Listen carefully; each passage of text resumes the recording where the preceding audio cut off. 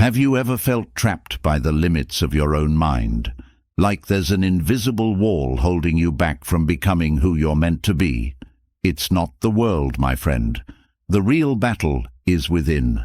The Stoics, those ancient warriors of the mind, understood this better than anyone else.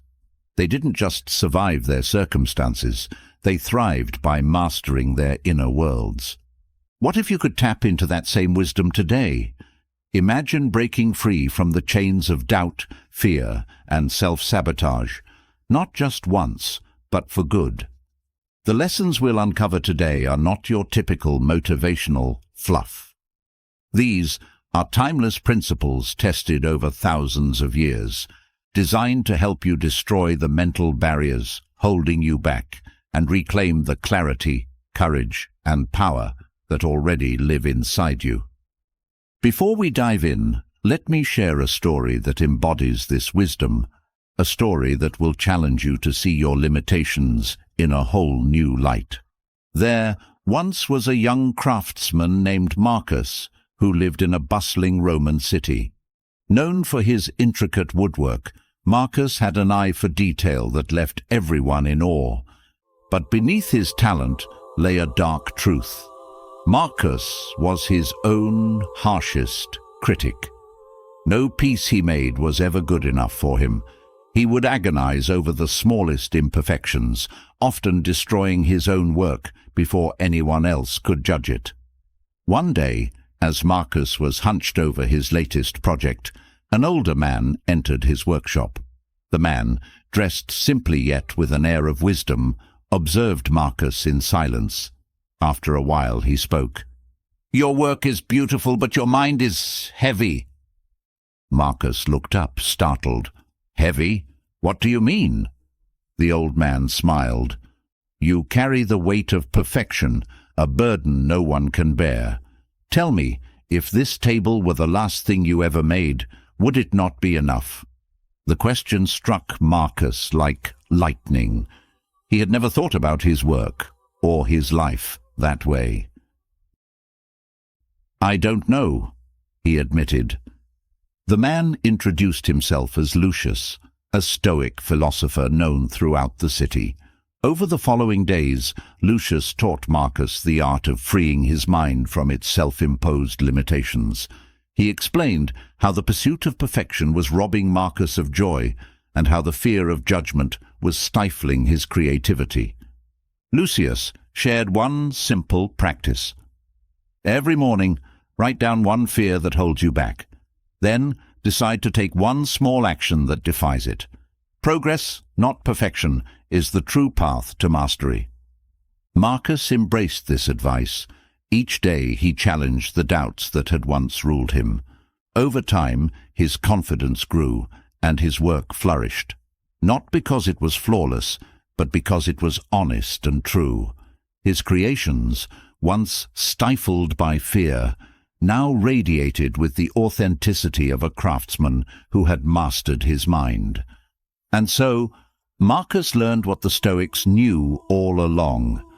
Freedom doesn't come from changing the world around you. It comes from changing the way you see it. Now, let's explore 40 Stoic lessons that will help you, like Marcus, break free from the limitations of your mind and build a life of clarity, strength, and purpose. Let's begin. 1. The chains you don't see are the strongest. Unmasking self-imposed limitations. Do you feel like you're stuck in a loop? The same doubts, fears, and excuses replaying day after day, keeping you exactly where you are? What if I told you that most of the barriers in your life aren't real? They're illusions, crafted by your own mind, yet as unyielding as iron chains. The Stoics understood this truth centuries ago. Epictetus famously said, "It is not things that disturb us, but our interpretation of them." What does this mean? Most of the limits we perceive in our lives are not external. They're stories we tell ourselves. And the worst part? We believe them.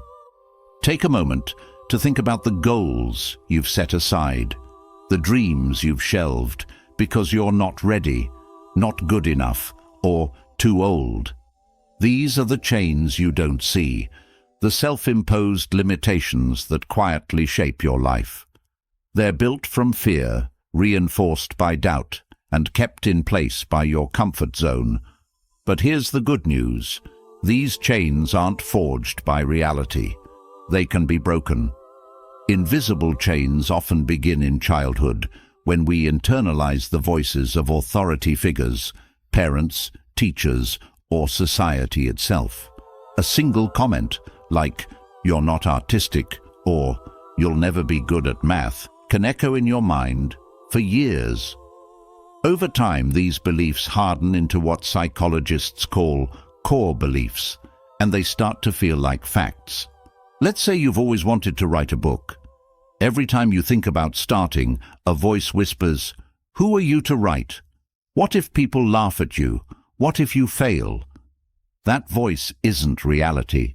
It's the chain of self-doubt you've unknowingly nurtured. The Stoics had a name for this internal dialogue: fantasiae, the impressions our mind creates, often without evidence. Marcus Aurelius advised, "Don't be overheard complaining, not even to yourself." He understood that unchecked thoughts become beliefs, and beliefs shape actions, or the lack thereof.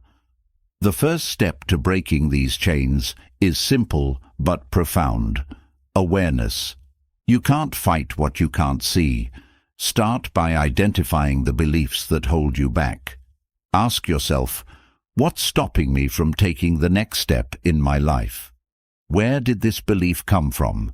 Is there evidence to support it? Let's return to the example of writing a book. When you examine the belief, "I'm not good enough to write," you might realize it stems from a teacher who criticized your essays in school. But here's the kicker. Does that criticism still hold weight today? Likely not. When you shine a light on your invisible chains, they start to weaken. The Stoics called this process dichotomy of control, distinguishing what's in your power from what isn't. Your past? Out of your control. Your decision to write anyway? Entirely within it. Awareness alone isn't enough. The Stoics were practical philosophers who believed in action. Seneca wrote, "We suffer more often in imagination than in reality." Translation? Your fears will always seem bigger in your mind than they are in the real world. So, how do you start breaking your chains? By doing exactly what you fear. The Stoics referred to this as voluntary discomfort. If writing terrifies you, commit to writing for 10 minutes a day. Not perfect sentences, not a polished novel, just words on a page. Over time, this practice does two things. It proves your fear wrong, and it builds resilience. Each time you act despite fear, you're forging a new belief. I am capable. I can do this. The Stoics spoke often of the inner citadel, a place of strength and stability within you, untouched by external events. To destroy the limitations of your mind, you must build this citadel brick by brick. Spend time observing your thoughts without judgment. Write down the fears and doubts that arise. Seeing them on paper often reveals how irrational they are. Replace limiting beliefs with empowering truths. For example, I am not defined by my past. I am shaped by my actions today. The limitations in your life aren't walls. They're shadows. When you stop running from them and turn to face them, you'll realize they have no substance. By embracing the Stoic mindset, questioning your thoughts, acting despite fear, and building inner strength, you can shatter the chains that hold you back and step into a life of limitless possibility. 2. You are not your emotions. Mastering the art of detachment. Let's talk about emotions. They're powerful, aren't they? One moment, you're calm and composed. The next, you're spiraling into anger, sadness, or frustration. It feels like your emotions are in the driver's seat. dictating your actions and reactions. But here's the truth the Stoics understood. You are not your emotions. Epictetus put it plainly. It is not the events themselves that disturb people, but their judgments about those events. In other words, emotions don't come from what happens to you. They come from how you interpret what happens. If someone cuts you off in traffic, you might feel rage boiling up. But is the act of being cut off inherently infuriating? Not at all. The emotion arises because your mind interprets it as an insult, an injustice. Change the interpretation and you change the emotion. When you identify too closely with your emotions, they consume you. If you feel anger, you might think, I am angry. If you feel sadness, you might think, I am sad. But these are distortions. You are not your anger, sadness, or frustration. You are the observer of these emotions. Marcus Aurelius wrote, "You have power over your mind, not outside events. Realize this, and you will find strength." What he meant was that emotions are temporary visitors. They knock on the door of your mind, but it's up to you whether you let them in or let them take over. The Stoics practiced apatheia, which doesn't mean apathy or suppressing emotions. It means maintaining emotional equilibrium, responding to life's highs and lows with calm and clarity. Detachment doesn't happen overnight. It's a skill, like building muscle. At the end of each day, reflect on moments when emotions got the best of you. What triggered them? How could you respond differently next time? Imagine losing what you value most. This might sound morbid, but it trains you to appreciate what you have and prepare for life's challenges. Focus on what's going right in your life, even when emotions try to pull you toward what's wrong. You are not your emotions. They are waves on the surface of the ocean, while you are the depths below, calm, steady, and unwavering. By practicing detachment, as the Stoics did, you reclaim control over your inner world. And in doing so, you unlock a profound truth. Freedom isn't about avoiding emotions. It's about mastering them. 3. Most of who we are is unconscious. Take a moment to consider this. Most of your thoughts, actions, and habits are running on autopilot. You might believe you're fully in control of your decisions, but the truth is, much of who you are operates beneath the surface, hidden in the subconscious. This isn't a flaw, it's simply how the human mind works. But here's the problem. Unless you bring awareness to the unconscious parts of yourself, you'll remain a prisoner of old patterns, beliefs, and limitations you didn't consciously choose. The Stoics understood this centuries ago. Marcus Aurelius urged himself to look inward because he recognized that self-awareness is the foundation of freedom. Without it, we're like a ship with no captain, drifting wherever the current takes us. But why does so much of who we are remain unconscious? It starts early. From the moment we're born, our brains are like sponges, absorbing information about how the world works and our place in it. Much of this learning happens before we're old enough to question it. A parent's disapproving look might teach you to avoid risk. A teacher's harsh words might convince you that you're not smart.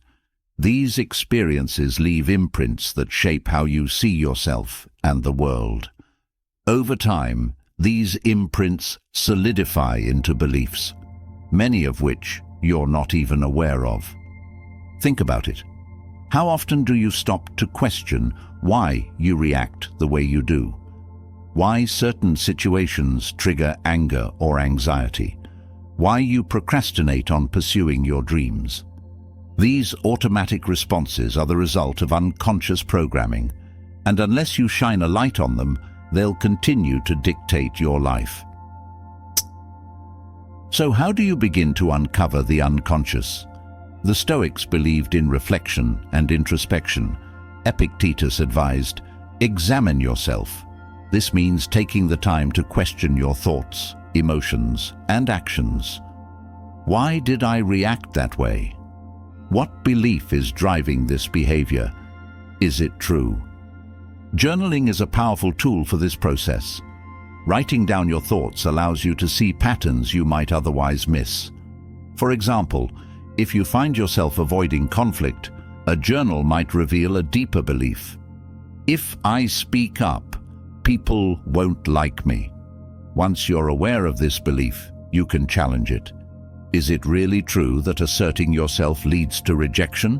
Or is this an outdated fear from childhood? Awareness is the first step, but change requires action. The Stoics were practical philosophers who believed in testing their ideas in real life. If you uncover a fear of failure, the antidote is to take small, calculated risks. Each time you act despite fear, you're reprogramming your subconscious with a new belief. I can handle this. The unconscious mind is powerful, but it's not immutable. The Stoics taught that through conscious effort, we can align our actions with our highest values rather than our deepest fears. When you start to live consciously, you unlock the ability to shape your life rather than letting old patterns shape it for you. Remember, most of who you are operates beneath the surface, but it doesn't have to stay that way. By bringing awareness to the unconscious, you can reclaim the parts of yourself that have been running on autopilot and steer your life in a direction of your choosing. 4. Comfort is the enemy of growth. Imagine this. You're sitting in a cozy chair, wrapped in a warm blanket, sipping your favorite drink. Life feels good. There's no struggle, no stress, no discomfort. Sounds ideal, right? But here's the catch. Nothing grows in comfort. The Stoics understood this deeply. Growth comes from facing challenges, not avoiding them. It's in the discomfort of stretching beyond what's familiar that we discover what we're truly capable of. Seneca once said, "Difficulties strengthen the mind, as labor does the body." Yet, in our modern world, we're conditioned to seek comfort at all costs. We avoid hard conversations, challenging goals, or anything that might make us feel vulnerable. Why? Because discomfort feels like a threat. It triggers the part of our brain that says, stay safe, don't take risks. But here's the paradox. The very discomfort we avoid is what we need to grow. Think of a seed. It must break through its shell and push through the soil to reach the sunlight. That process isn't easy, but it's essential. The same is true for us. If you want to grow, you must be willing to leave the safety of your comfort zone. Comfort is seductive. It whispers, stay here. It's warm, familiar, easy. But what it doesn't tell you is that it comes with a cost. The longer you stay comfortable, the more stagnant you become. Goals are postponed, opportunities are missed, and before you know it, you're stuck in a life that feels too small for your potential. The Stoics embraced discomfort as a teacher. They practiced voluntary discomfort, choosing to face challenges intentionally. For example, they might sleep on the floor, wear simple clothing, or go without luxuries for a period of time. Why? Not to punish themselves, but to build resilience. By exposing themselves to discomfort, they proved to themselves that they could handle it.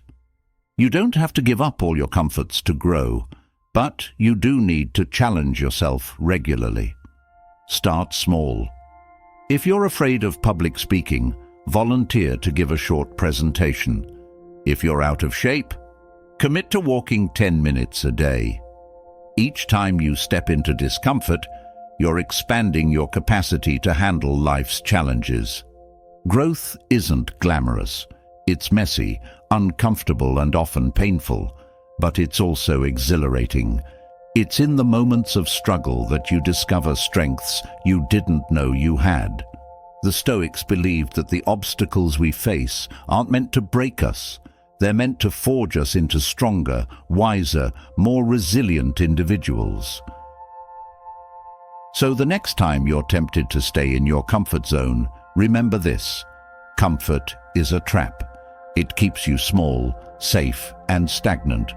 Growth lives on the other side of discomfort.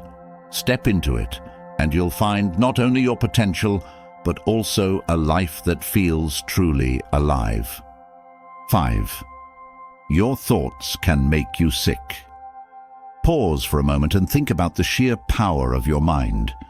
It's easy to underestimate just how much your thoughts influence your body. The Stoics knew this well.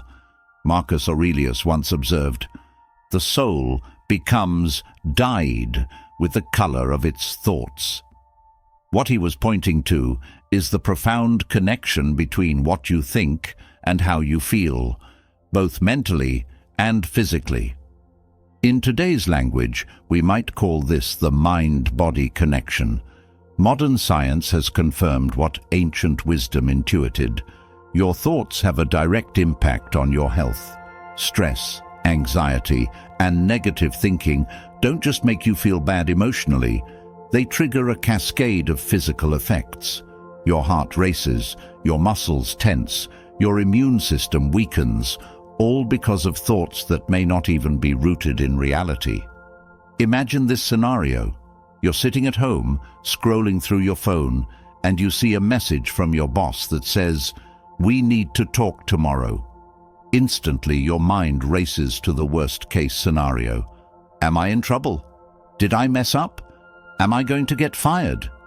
These thoughts trigger your fight-or-flight response, flooding your body with stress hormones like cortisol and adrenaline. But here's the kicker: the threat isn't real. It's your thoughts, not the message itself, that have sent your body into overdrive.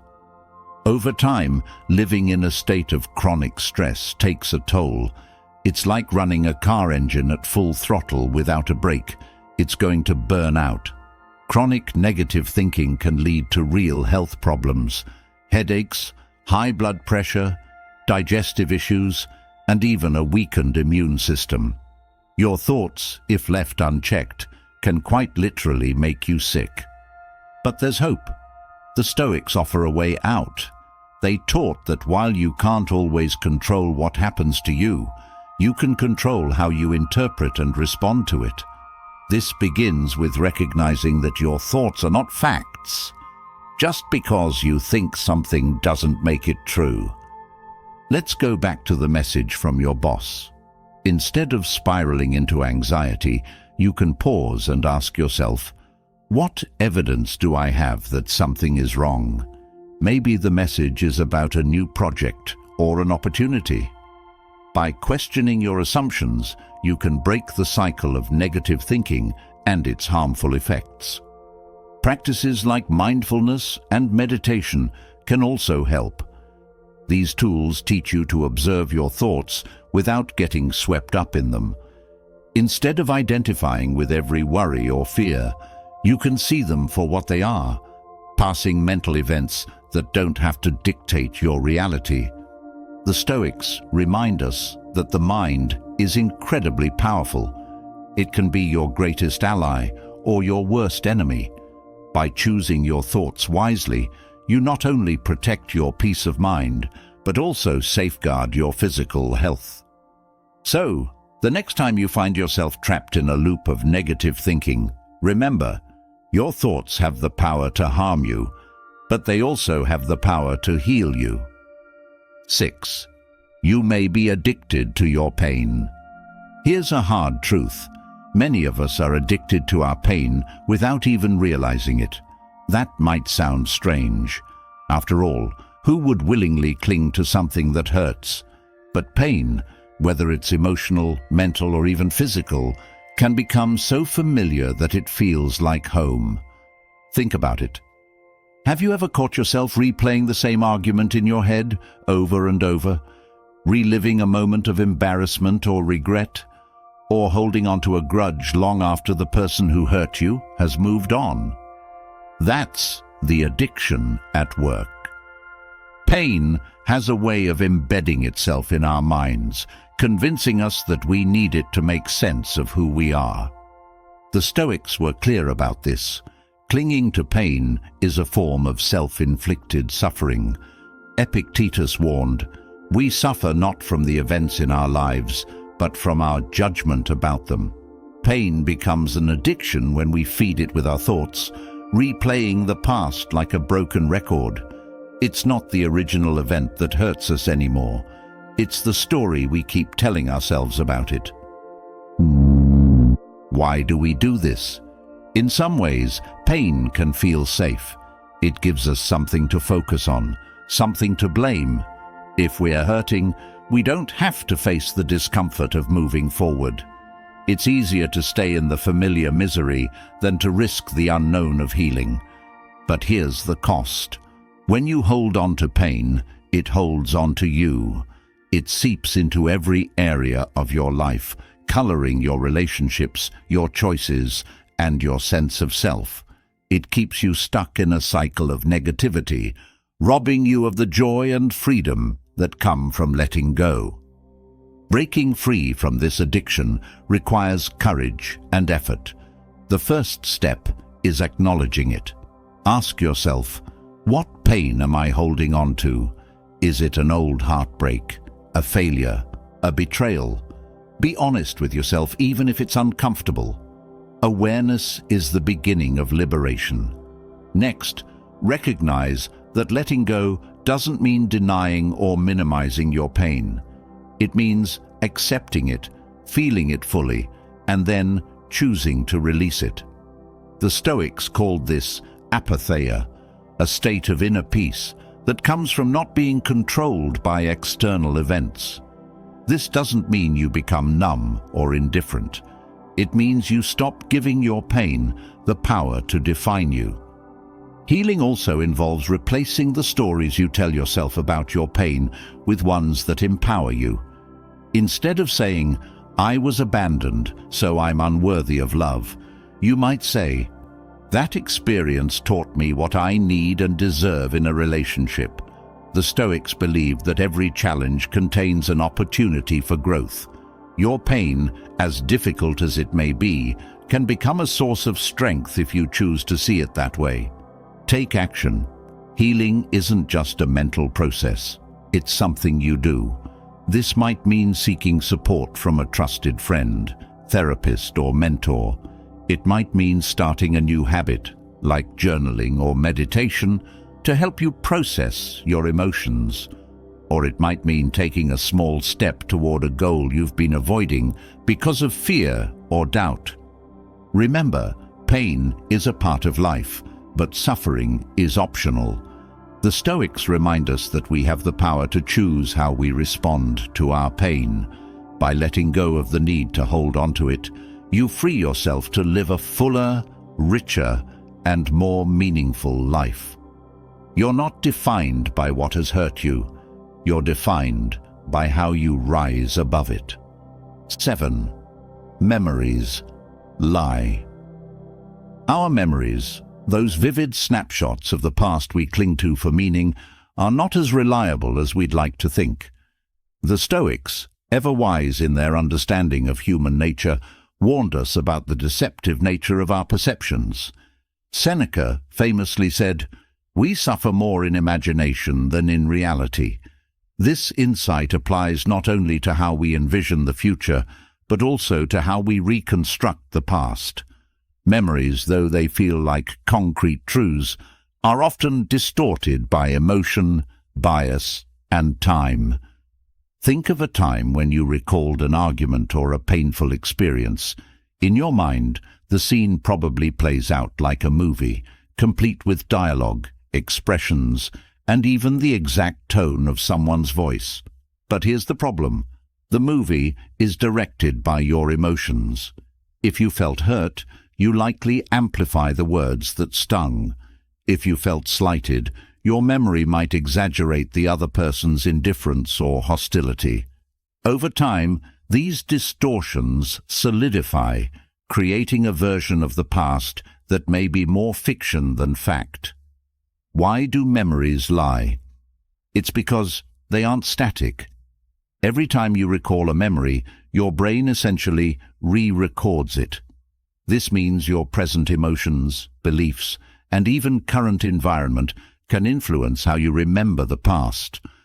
A neutral comment from years ago might now feel like a deliberate insult because of how you currently view the person who said it. Similarly, a past victory might seem less significant if you're currently struggling with self-doubt. Your mind reshapes the past to fit your present narrative. The Stoics recognized this human tendency and encouraged detachment from the stories we tell ourselves about the past. They taught that it's not the events themselves, but our judgments about them that cause suffering. If your memory of a painful event is causing you distress, it's worth asking, is this memory true, or is it colored by my current feelings? This doesn't mean you should dismiss your memories entirely, but rather approach them with skepticism and curiosity. Memories are interpretations, not facts. They are influenced by fear, love, regret, and countless other emotions. Recognizing this gives you the freedom to question their accuracy and reduce their emotional grip on you. What can you do about the deceptive nature of memory? First, practice mindfulness. By staying grounded in the present, you can observe your memories without becoming overwhelmed by them. Instead of replaying painful events, focus on what you can learn from them and how they can guide you forward. Second, journal your thoughts. Writing down your feelings and perspectives in the moment can serve as a more reliable record than relying on memory alone. When you look back, you'll have a clearer understanding of how you truly felt at the time. Lastly, remind yourself of the Stoic principle of impermanence. The past, like everything else, is fleeting. It cannot be changed, but your relationship to it can be. Let go of the need to hold on to memories that no longer serve you. They are but shadows on the wall of your mind, and you have the power to turn toward the light. By questioning the reliability of your memories, you free yourself from their distortions. You can learn from the past without being shackled by it. Memories may lie, but you have the power to live in truth. 8. Change feels unnatural. Change is uncomfortable. It feels like stepping into an unfamiliar room where the furniture is arranged in a way that trips you at every turn. Humans are creatures of habit, and our brains are wired to favor the known over the unknown. The Stoics understood this resistance to change and offered wisdom to help us navigate it. Epictetus advised, "Don't hope that events will turn out the way you want, but welcome events in whichever way they happen." This applies not just to external circumstances, but also to the internal transformations we often resist. Why does change feel so unnatural? It's because our minds crave stability. Familiarity provides a sense of control, even if it's an illusion. When you're stuck in a routine, even an unhealthy one, your brain doesn't have to work as hard. It knows what to expect. Change, on the other hand, disrupts this comfort zone. It forces you to confront uncertainty, challenge old beliefs, and adapt to new realities. This process is inherently unsettling. Take, for example, the decision to break a bad habit. Let's say you want to stop procrastinating. At first, the idea of becoming more productive feels exciting, but when it comes time to actually sit down and work, resistance creeps in. Suddenly, every part of your being is screaming to return to the comfort of scrolling through your phone or binge-watching your favorite show. This resistance isn't just laziness, It's your brain's way of protecting the status quo. The Stoics would argue that this discomfort is precisely why change is necessary. Growth requires effort, and effort often feels unnatural. Just as a muscle must endure strain to grow stronger, your mind and character must endure discomfort to transform. Change is the crucible in which resilience and wisdom are forged. How can you embrace change when it feels so unnatural? Start by reframing your perspective. Instead of viewing discomfort as a sign that something is wrong, see it as evidence that you're growing. The Stoics taught that adversity is not to be feared, but welcomed as an opportunity to practice virtue. When you feel the resistance to change, remind yourself that it's a natural part of the process. Next, focus on small, consistent actions. Change doesn't have to be a monumental leap. In fact, the most lasting transformations often come from incremental steps. If you want to develop a new habit, start small. Commit to 5 minutes of meditation each day or a single healthy meal per week. Over time, these small changes build momentum and make the larger transformation feel less daunting. It's also important to be patient with yourself. Change is rarely linear. There will be setbacks and moments of doubt. The key is to keep moving forward, even if progress feels slow.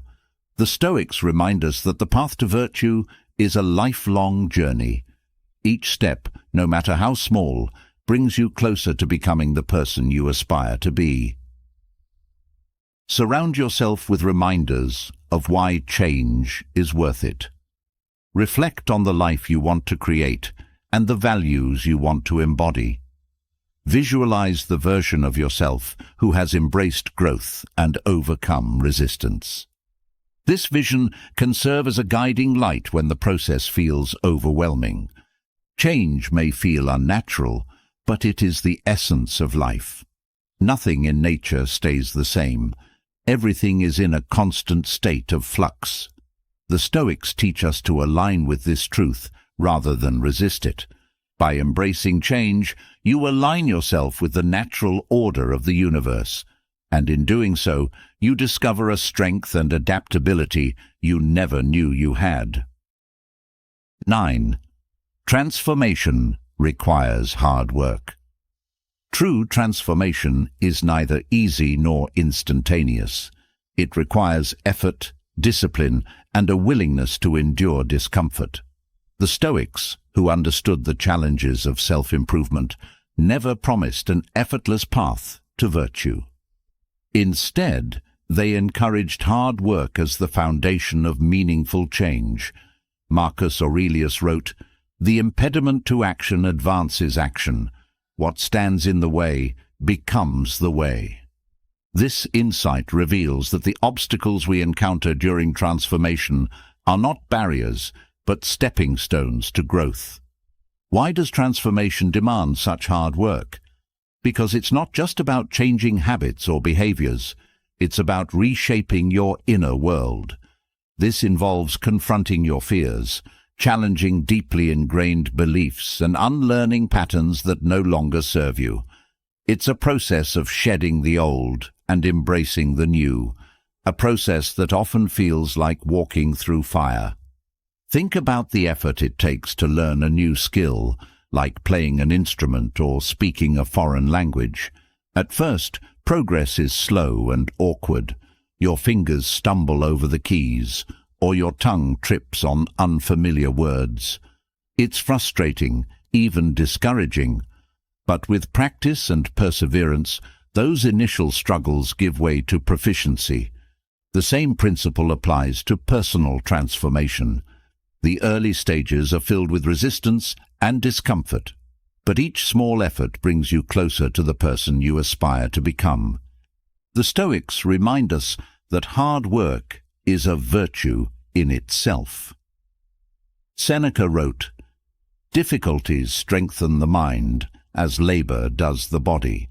When you embrace the effort required for transformation, you build resilience, discipline, and character. These qualities not only help you achieve your goals, but also prepare you to face future challenges with courage and grace. It's important to remember that hard work doesn't mean perfection. Transformation is not a straight line. It's a winding path with detours and setbacks. What matters is not how quickly you reach your destination, but that you keep moving forward. The Stoic practice of reflection can help you stay on track. At the end of each day, take a moment to review your actions, celebrate your progress, learn from your mistakes, and recommit to your journey. Hard work also requires consistency. One grand effort won't transform your life, but small, repeated actions will. If you want to build confidence, for example, it's not enough to give one inspiring speech or tackle one difficult challenge. You must repeatedly push yourself out of your comfort zone, even in small ways. Over time, these consistent efforts compound, leading to lasting change. Finally, transformation demands a clear vision of what you're working toward. The Stoics believed in living according to nature, which means aligning your actions with your highest values. Take the time to define what transformation means to you. Is it becoming more patient, courageous, or disciplined? Whatever your goal, let it guide your efforts and serve as a reminder of why the hard work is worth it. Transformation requires hard work because it's a process of growth, and growth is inherently challenging. But the rewards, greater wisdom, strength, and self-mastery, make the effort worthwhile. As the Stoics teach us, the path to virtue is not easy, but it is the only path to true fulfillment. 10. Many people wait for crisis to change. One of the most puzzling aspects of human behavior is our tendency to resist change until it becomes absolutely necessary. For many, it takes a crisis, a health scare, a financial collapse, or the end of a relationship to spark the desire for transformation. The Stoics, however, warned against this reactive approach to life. They believed in proactive reflection and preparation, understanding that waiting for a crisis often leads to unnecessary suffering. Why do so many people wait for a crisis to change? Because change, even when it's positive, is uncomfortable. It requires stepping into the unknown, which is inherently intimidating. As long as life feels manageable, even if it's far from ideal, it's easier to maintain the status quo. It's only when the pain of staying the same outweighs the fear of change that most people take action. But the Stoics teach us that this approach is flawed. Seneca wrote, "While we wait for life, life passes." By delaying change, we miss opportunities for growth and improvement. Worse, we allow problems to fester until they become crises, making the eventual process of change more difficult and painful. Consider the example of someone who neglects their health.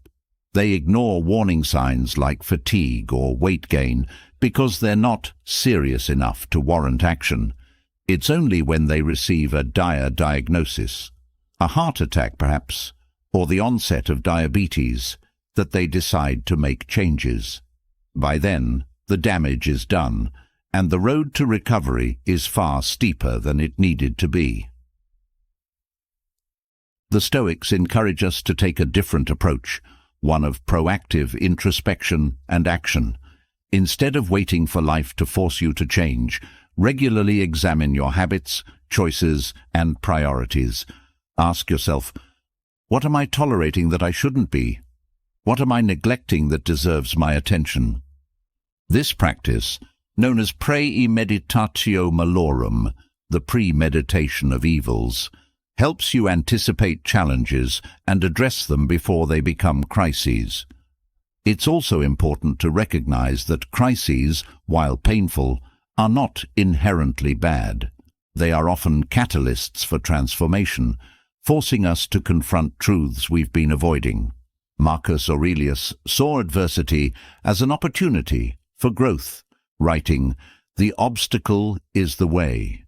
A crisis, in this sense, is a teacher, showing us where we've strayed from our values or ignored our responsibilities.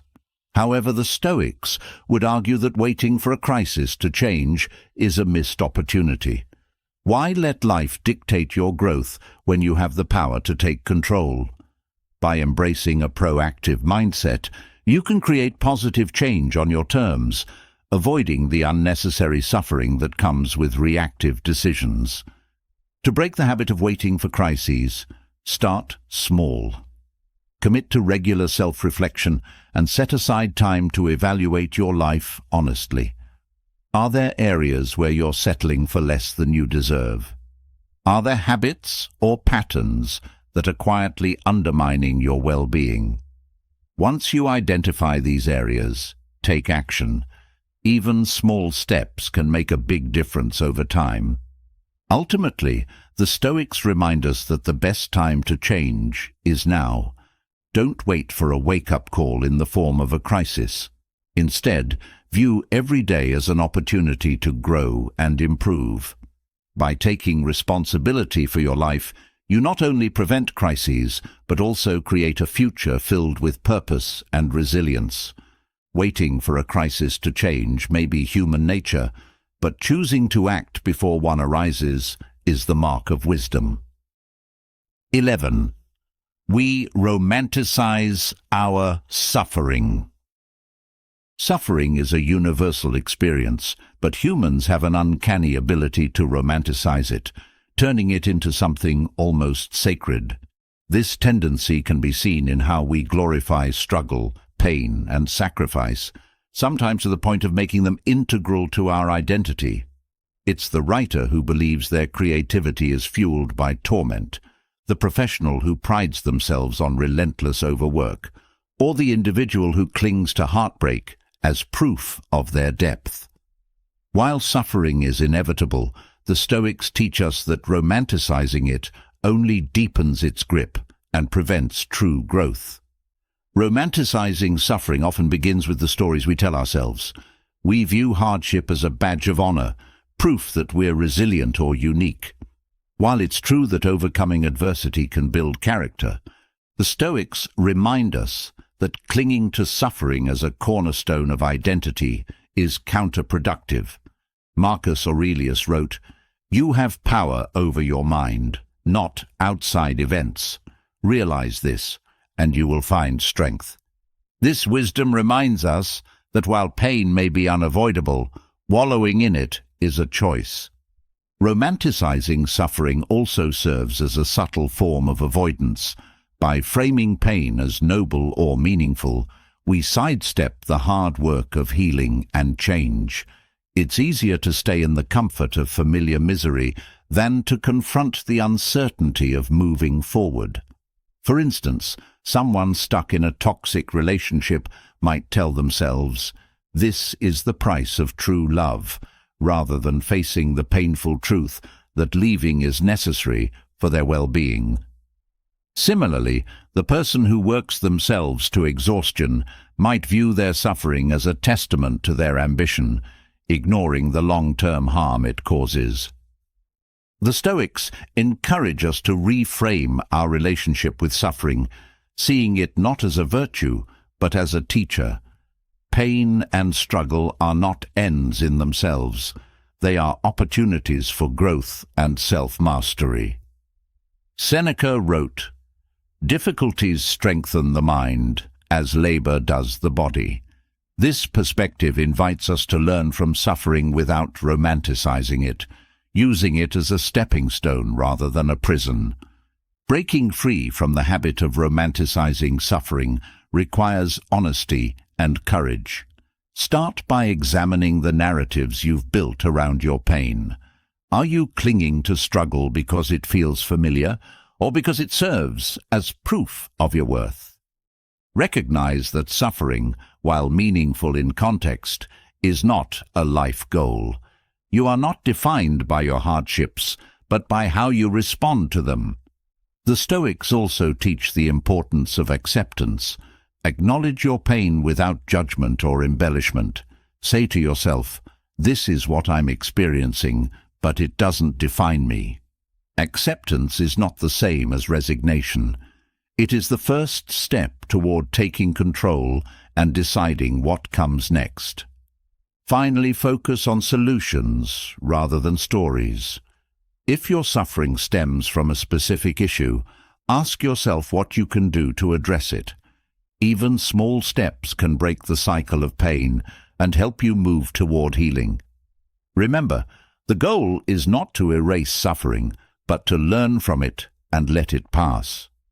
Romanticizing suffering keeps us stuck, glorifying the very chains we wish to escape.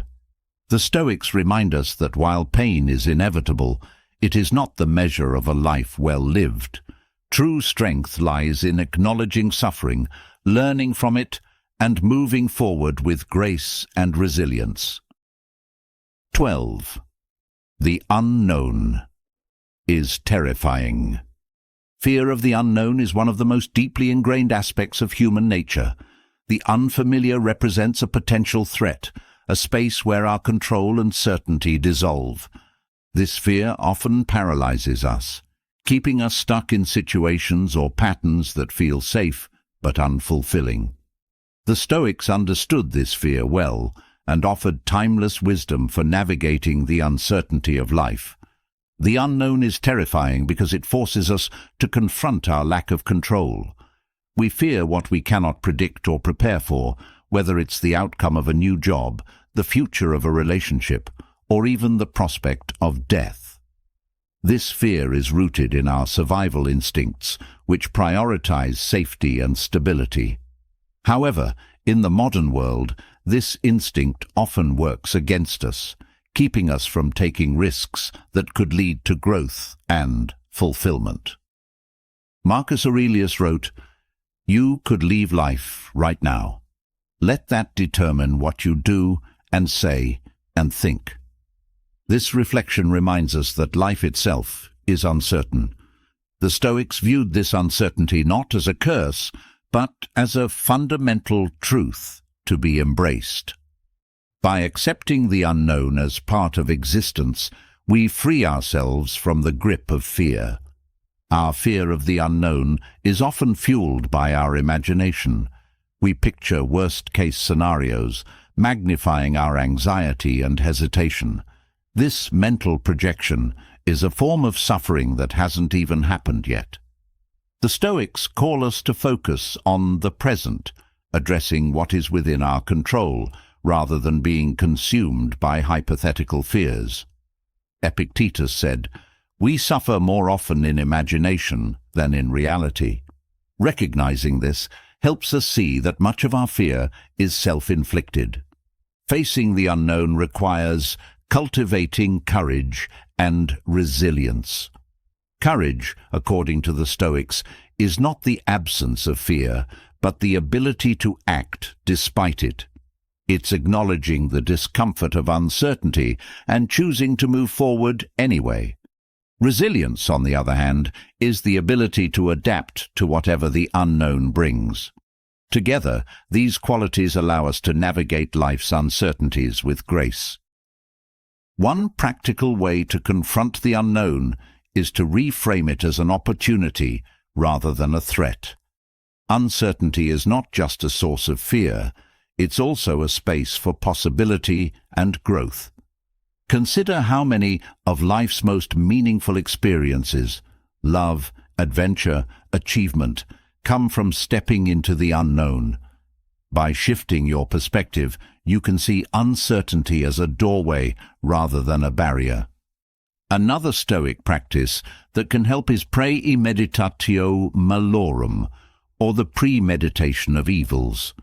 This involves imagining possible challenges or setbacks in advance, not to dwell on them, but to prepare yourself mentally. By confronting potential fears in a controlled way, you build the confidence to face them when they arise. Ultimately, the unknown will always be a part of life. Trying to eliminate uncertainty is futile, but learning to live with it is liberating.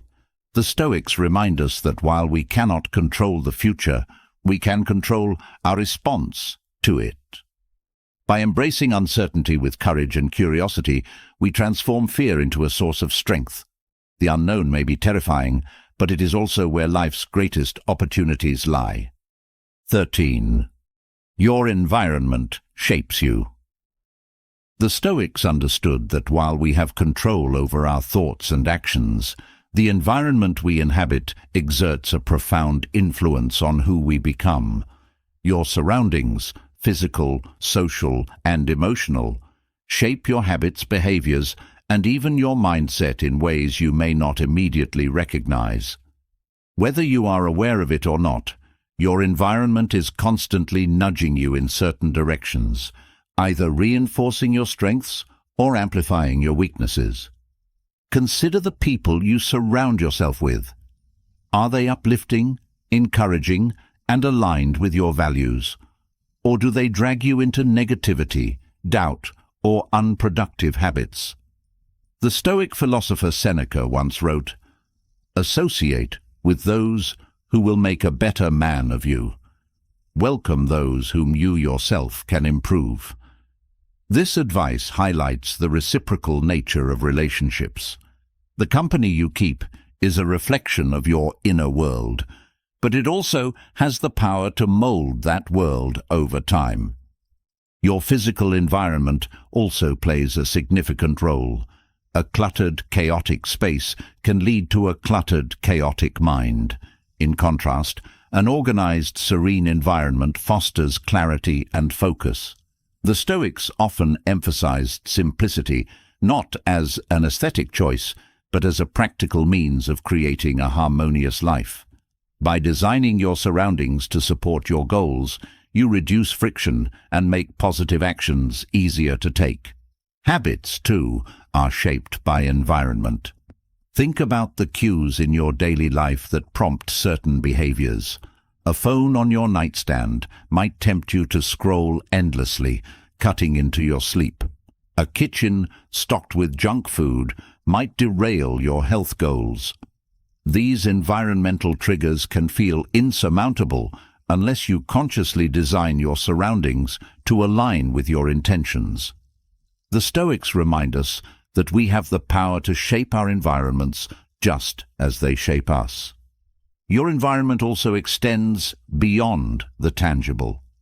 The media you consume, the conversations you engage in, and even the thoughts you entertain are all part of your mental and emotional landscape. Marcus Aurelius urged, "The soul becomes dyed with the color of its thoughts." This suggests that the content you allow into your mind has a direct impact on your character. Guarding your mental environment is as important as curating your physical space. To harness the power of your environment, start by observing it without judgment. What aspects of your surroundings are supporting you and which are hindering you? Make small but intentional changes. Remove distractions. Set up cues for productive habits, and seek out people and places that inspire you. Over time, these changes will compound, creating an environment that naturally supports your growth. The Stoics teach us that while we cannot always control external circumstances, we can influence how those circumstances shape us. By curating an environment that reflects our highest values and goals, we set ourselves up for success. Your environment is not just a backdrop, it is an active participant in your journey. Shape it wisely, and it will shape you in return. 14. Change must happen internally. First, the Stoics firmly believed that true change begins within. External transformations, whether in relationships, careers, or lifestyles, are fleeting if they are not rooted in internal growth. As Epictetus famously said, "It is impossible for a man to learn what he thinks he already knows." This insight highlights the need for humility and introspection as the foundation for any meaningful change. Many people focus on changing their circumstances, believing that a new job, relationship or location will solve their problems. While external adjustments can provide temporary relief, they rarely address the underlying issues. The Stoics teach us that it's not the external world that determines our happiness, but how we perceive and respond to it. Marcus Aurelius advised, "You have power over your mind, not outside events. Realize this, and you will find strength." Internal change requires a willingness to confront uncomfortable truths about yourself. It involves examining your beliefs, values and habits, and asking whether they truly serve you. This process can be challenging, as it often reveals areas where you have been complicit in your own suffering. However, the Stoics remind us that this self-awareness is a prerequisite for growth. Without it, you are simply rearranging the surface while the core remains unchanged. Patience is another essential element of internal change. Transformation is not an overnight process, but a gradual unfolding. The Stoics likened personal growth to the cultivation of a garden. Just as a seed takes time to sprout and flourish, so too does inner change require consistent care and effort. Impatience often leads to frustration and a return to old patterns. The Stoics encourage us to focus on progress, not perfection. Self-discipline is also key. Change involves breaking free from ingrained habits and behaviors, which is no easy task.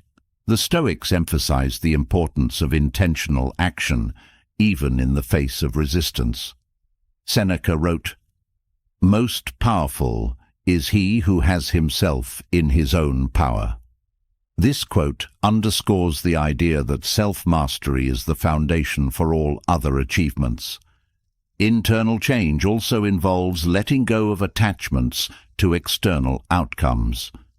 The Stoic concept of the dichotomy of control teaches us to focus on what we can influence, our thoughts, actions and attitudes, while accepting what lies beyond our control.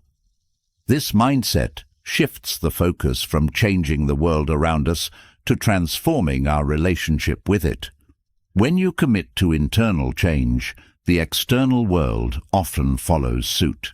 Your relationships improve because you approach them with greater clarity and authenticity. Your career flourishes because you pursue it with purpose and resilience. Your overall well-being increases because you are no longer at the mercy of external circumstances. The Stoics remind us that lasting change flows from the inside out. To initiate internal change, begin with self-reflection. What are your deepest values and goals? Are your current actions aligned with them?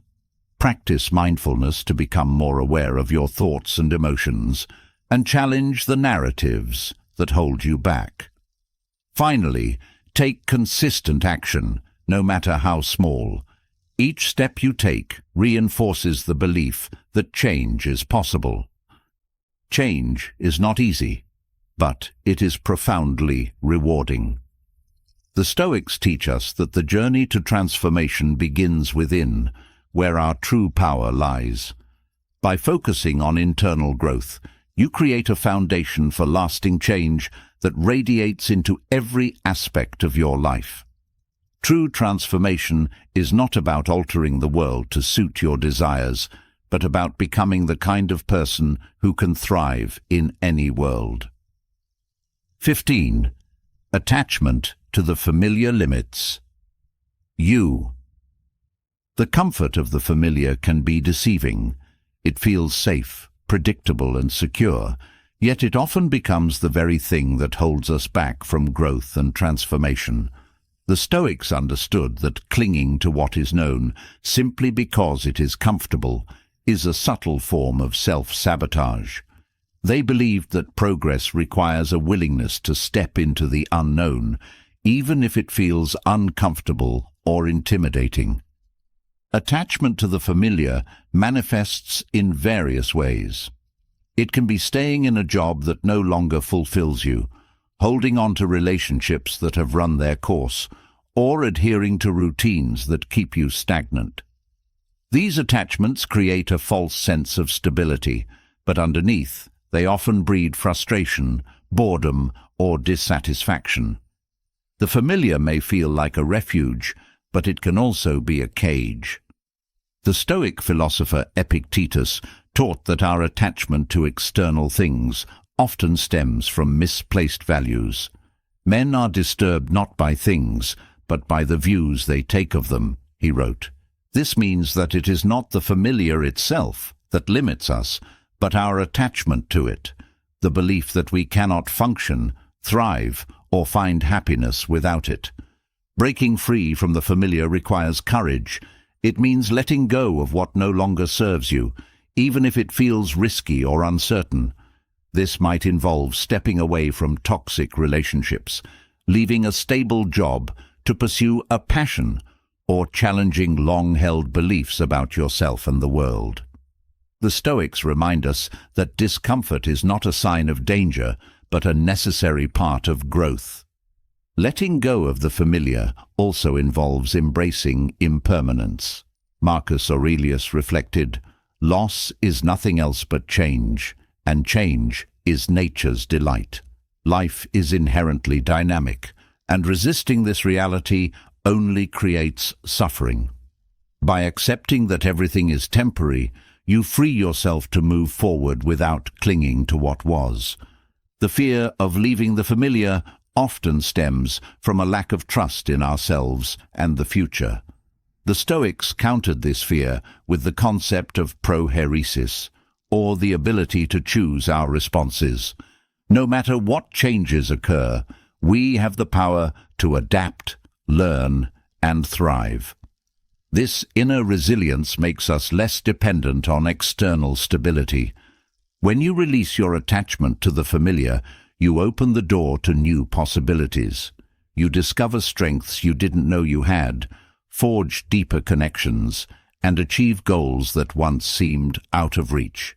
The Stoics remind us that the path to fulfillment is not paved with comfort, but with challenge and growth. To begin letting go, start small. Identify one area of your life where you are holding on to the familiar out of fear rather than genuine need or value. Take a step, no matter how small, toward change. Over time, these steps build confidence and momentum, showing you that you are capable of thriving beyond the confines of comfort. The Stoics teach us that life is not meant to be lived in stagnation. By embracing change and releasing our attachment to the familiar, we create space for growth, discovery, and a deeper sense of purpose. The familiar may feel safe, but true freedom lies in the courage to explore what lies beyond. 16. Your identity is tied to your past. Who you are today is deeply influenced by who you were yesterday. Your experiences, memories, and choices form the foundation of your identity. Yet, the Stoics caution us against becoming trapped by this narrative. While your past shapes you, it does not define you. Clinging too tightly to the identity forged by your past can limit your potential and prevent you from evolving. The past is a double-edged sword. On one hand, it provides valuable lessons and insights. On the other, it can act as a weight, anchoring you to old patterns and beliefs. The Stoics believed in learning from the past, but not living in it. Marcus Aurelius advised, "Don't let your reflection on the whole sweep of life crush you. Don't fill your mind with all the bad things that might still happen. Stay focused on the present." This wisdom reminds us that while the past has its place, it should not overshadow the present or dictate the future. Often people become attached to their past identity because it feels safe and familiar. You may think, "This is who I am," and resist any evidence to the contrary. But this mindset is a form of self-imprisonment. By defining yourself solely by your past, you close yourself off to growth and transformation. The Stoics remind us that identity is fluid, not fixed. You are not the same person you were a year ago, and you won't be the same person a year from now. The stories you tell yourself about your past can also distort your perception of reality. Memories are not objective truths, but interpretations influenced by emotions and biases. You may focus on your failures, mistakes, or pain, allowing these moments to overshadow your successes and strengths. The Stoics encourage us to challenge these narratives, recognizing that the past is not an obstacle, but a resource. To free yourself from the grip of the past, embrace the Stoic practice of dichotomy of control. You cannot change what has already happened, but you can change how you respond to it. Instead of dwelling on regrets or missed opportunities, focus on what you can do today to create the life you want. As Epictetus said, "It's not what happens to you, but how you react to it that matters." Forgiveness of yourself and others is another key to breaking free from a past-bound identity. Holding on to resentment, guilt, or shame ties you to the very events you wish to move beyond. The Stoics teach us that forgiveness is not about condoning wrongdoing, but about freeing yourself from its emotional grip. By letting go, you reclaim your power and open the door to growth. Your identity is a story you tell yourself, and like any story, it can be rewritten. The Stoics encourage us to focus on virtues and values as the foundation of our identity, rather than past achievements or failures. When you anchor yourself in principles like courage, resilience, and wisdom, you create a sense of self that is not bound by circumstances, but guided by intention. Transformation begins with recognizing that you are not your past. While it has shaped you, it does not define you. Each day is an opportunity to choose who you want to be and to align your actions with that vision. The Stoics remind us that the present moment is where your power lies, not in the shadows of the past, but in the light of what you choose to create now. 17. Energy follows. Focus. The Stoics understood the profound truth that where you direct your attention, your energy inevitably follows.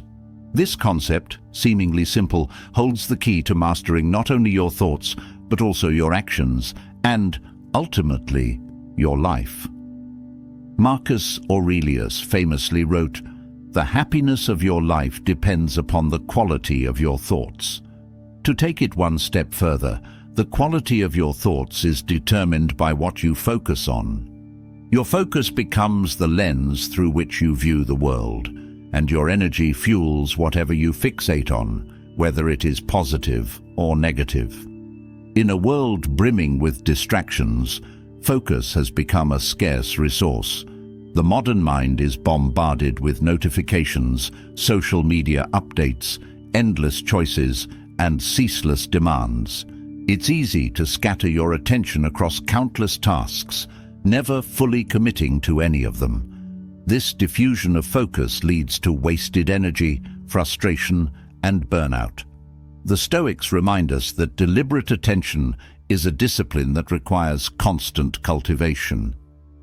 When your focus is misplaced on fears, regrets, or external validation, your energy drains into these unproductive avenues.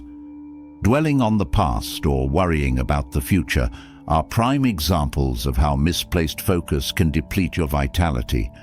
The Stoic practice of staying present counters this tendency. By centering your attention on what you can control in the here and now, you not only conserve energy, but also channel it into meaningful action. Focus acts like a magnifying glass. Concentrating on a single goal or task amplifies your energy, allowing you to achieve more with less effort. Conversely, spreading your focus thin dilutes your energy, making even small tasks feel insurmountable. Epictetus advised, "The chief task in life is simply this, to identify and separate matters so that I can say clearly to myself which are externals not under my control and which have to do with the choices I actually control." This clarity of focus is the foundation of effectiveness. Reclaiming your focus begins with intentionality. Start by identifying what truly matters to you, your values, goals, and priorities. These become your compass, guiding your attention and energy toward what is meaningful. When distractions arise, as they inevitably will, use these guiding principles to recalibrate. The Stoic practice of journaling can help you reflect on where your focus has been and where it should go. The energy that follows your focus is not limited to mental effort. It extends to your emotional and physical states. Focusing on gratitude, for example, fosters positive emotions that energize and uplift. Conversely, fixating on grievances or setbacks drains emotional reserves and perpetuates a cycle of negativity. The Stoics encouraged cultivating an internal state of calm and resilience through deliberate focus on virtues like patience, courage, and wisdom. Your focus shapes your reality. What you give your attention to grows, whether it's your fears or your strengths. By mastering your focus, you gain the ability to direct your energy toward what enriches your life rather than what diminishes it. This mastery is not achieved overnight, but through consistent practice and reflection. The Stoics knew that focus is a form of power. It determines how you experience life, how you respond to challenges, and how you allocate the finite resource of your energy. By aligning your focus with your values and purpose, you create a life that is both meaningful and fulfilling. The practice of intentional focus is not merely a tool for productivity. It is a pathway to living with clarity, purpose, and vitality. 18. Transformation is a lifelong process. Transformation is not an event, but a journey, a continuous unfolding of who you are into who you can become. The Stoics recognized this truth and embraced the idea that personal growth is an ongoing process rather than a destination. Seneca wrote, "As long as you live, keep learning how to live." This wisdom reminds us that growth does not end with age or achievement. It is a lifelong commitment to self-improvement. The desire for quick fixes often blinds us to the enduring nature of transformation. People seek shortcuts to success, happiness, and fulfillment, believing that a single moment, decision, or achievement will fundamentally change their lives. But the Stoics knew better. True transformation requires patience, persistence, and a willingness to embrace discomfort over the long haul. Each day offers a new opportunity to take steps, however small, toward personal growth. This incremental approach mirrors the Stoic emphasis on daily practice. Marcus Aurelius often reminded himself to return to his principles, understanding that progress is made not through grand gestures, but through consistent effort. Transformation is not about dramatic changes, but about steady improvement. One of the reasons transformation feels daunting is that it often requires letting go of old patterns, beliefs, and identities. This process can be uncomfortable, even painful, as it challenges the familiar and forces us to confront our limitations. The Stoics taught that discomfort is not an obstacle, but a sign of growth. Just as a muscle strengthens through resistance, the soul matures through challenges. A crucial aspect of lifelong transformation is self-awareness. Without understanding your strengths, weaknesses, and tendencies, meaningful change becomes impossible. The Stoics practiced self-reflection to gain clarity and align their actions with their values. Journaling, meditation, and honest conversations with oneself are invaluable tools for cultivating this awareness. Transformation also requires humility, the recognition that no matter how much you learn or achieve, there is always more to discover and improve. The Stoics approached life with a beginner's mind, open to new insights and willing to learn from anyone, regardless of their status or expertise. This humility keeps the process of transformation alive, preventing stagnation or complacency. The journey of transformation is not linear. There will be setbacks, plateaus, and moments of doubt. The Stoics remind us that these challenges are not signs of failure, but opportunities to grow stronger. Seneca wrote, "Difficulties strengthen the mind as labor does the body." Embracing this perspective allows you to persist in the face of adversity, knowing that each step forward contributes to your evolution. A key to sustaining transformation is finding joy in the process. The Stoics did not view growth as a burdensome obligation, but as a fulfilling endeavor. They believed that living in alignment with one's virtues and values brings a sense of purpose and satisfaction.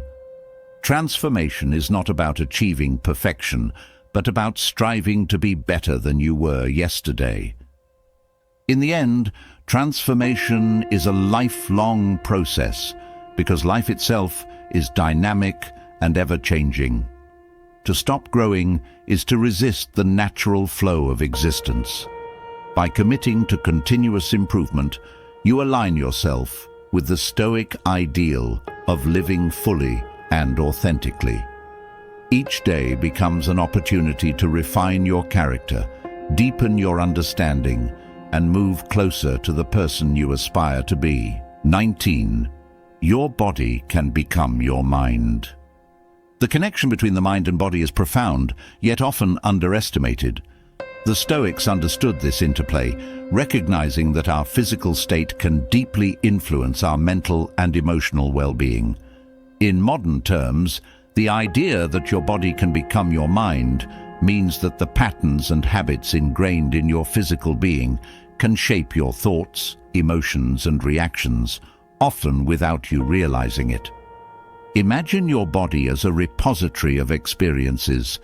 Every stress you feel, every emotion you suppress, and every repetitive physical habit you develop gets stored in your muscles, posture, and nervous system. Over time, these stored patterns can begin to dictate your mental state. Chronic stress, for instance, may lead to physical tension in your shoulders and jaw, which in turn perpetuates a feeling of anxiety or unease. This cyclical relationship shows how your body can act as an extension of your mind, creating a feedback loop that influences your perception of the world. The Stoics emphasized the importance of discipline over the body as a means of cultivating a disciplined mind. They believed that by maintaining physical practices such as moderation in diet, regular exercise, and intentional breathing, one could create a harmonious state of being that supported mental clarity and resilience. Marcus Aurelius frequently reminded himself to align his physical actions with his mental principles, knowing that the two were inseparably linked. Modern science echoes these insights. The body holds memories and emotions in ways that can be both helpful and harmful.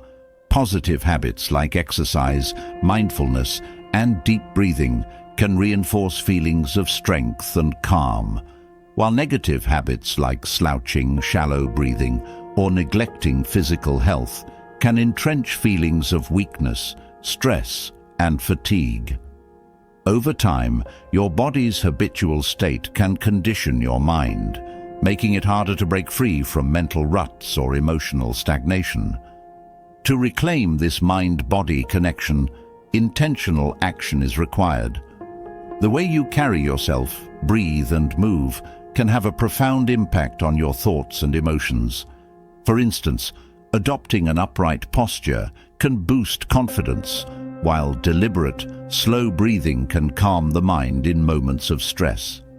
These small physical adjustments create ripple effects that influence your mental state, reminding you that the body is not just a vessel, but an active participant in shaping who you are.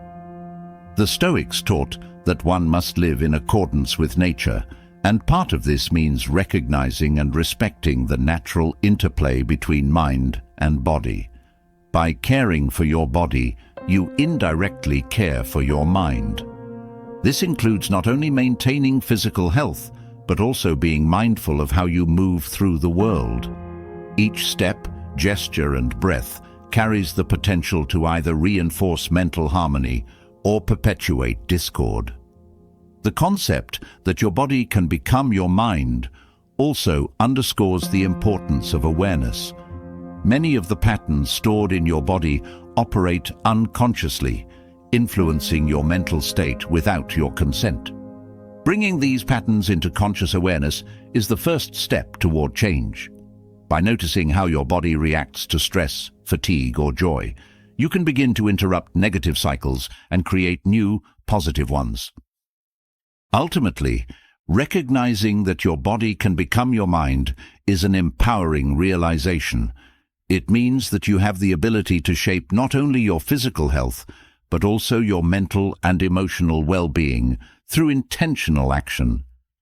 The Stoic path calls for mastery over both mind and body, knowing that they are partners in the pursuit of a virtuous and fulfilling life. 20. Beliefs reinforce themselves. The Stoics were keen observers of the mind's capacity to shape reality, and they understood a critical truth: beliefs reinforce themselves. What you believe about the world, others, and yourself creates a lens through which you interpret every experience. Over time, this lens becomes a self-fulfilling prophecy, either empowering you to grow or trapping you in limiting patterns. Imagine someone who believes they are incapable of achieving success. This belief influences their actions. They may hesitate to take risks, avoid challenging opportunities, or settle for less than they're capable of. When failure or stagnation occurs, it confirms their initial belief, strengthening the mental narrative that they are destined for mediocrity. This cycle illustrates how beliefs act as a foundation for behavior, which in turn reinforces the original belief. The Stoics urged us to examine our beliefs critically. Epictetus famously said, "It's not what happens to you, but how you react to it that matters." This teaching highlights the power of perception and the need to challenge beliefs that limit your potential. The Stoics believed that by cultivating rational and virtuous beliefs, one could break free from destructive patterns and align their life with wisdom and purpose. Beliefs are not inherently good or bad. They are tools that can either serve or hinder you. Positive beliefs, such as "I am capable of growth" or "challenges are opportunities," create a mindset that fosters resilience and perseverance. These beliefs encourage proactive behavior, which leads to achievements that reinforce the positive belief cycle. Conversely, negative beliefs like "I am unworthy" or "the world is against me" can create a downward spiral of self-doubt, inaction, and frustration. Changing a belief requires awareness and effort. The first step is identifying the beliefs that shape your thoughts and actions. Often these beliefs operate below the surface, hidden in automatic reactions or persistent doubts. By reflecting on your experiences and questioning your assumptions, you can begin to uncover the beliefs that hold you back. Once identified, the next step is to challenge these beliefs. The Stoics advocated for rational thought as a means of dismantling false or harmful narratives. Ask yourself, is this belief true? What evidence supports it? What evidence contradicts it? By scrutinizing your beliefs with a critical eye, you can weaken those that no longer serve you. Replacing negative beliefs with constructive ones is not an overnight process. It requires consistent practice and reinforcement. Affirmations, visualization, and intentional action are powerful tools for embedding new beliefs into your mindset. Each time you act in alignment with a positive belief, you reinforce its validity, gradually replacing old patterns with new ones. The Stoics also emphasized the role of community in shaping beliefs. Surrounding yourself with individuals who embody the virtues and values you aspire to can strengthen constructive beliefs and challenge limiting ones. Just as negative influences can perpetuate self-doubt, positive influences can inspire confidence and growth. Beliefs are the foundation of your inner world, and they ripple outward to shape your actions, relationships, and experiences. By consciously cultivating empowering beliefs, you take control of the narrative that guides your life. The Stoic path calls for this intentional cultivation, knowing that beliefs are not static but dynamic, evolving with your growth and understanding. Recognizing that beliefs reinforce themselves is a call to action. It reminds you that you are not a passive observer of your life, but an active participant in shaping your reality. Through self-awareness, critical thinking, and deliberate practice, you can build a belief system that supports your highest potential and aligns with the Stoic ideal of living a virtuous and fulfilling life. 21. Language fails to capture. Profound internal experiences. Language, as miraculous and essential as it is, has its limits. It's a tool we use to bridge the gap between our inner world and the external reality, yet it often falls short when it comes to conveying the full depth of our emotions, thoughts, and experiences.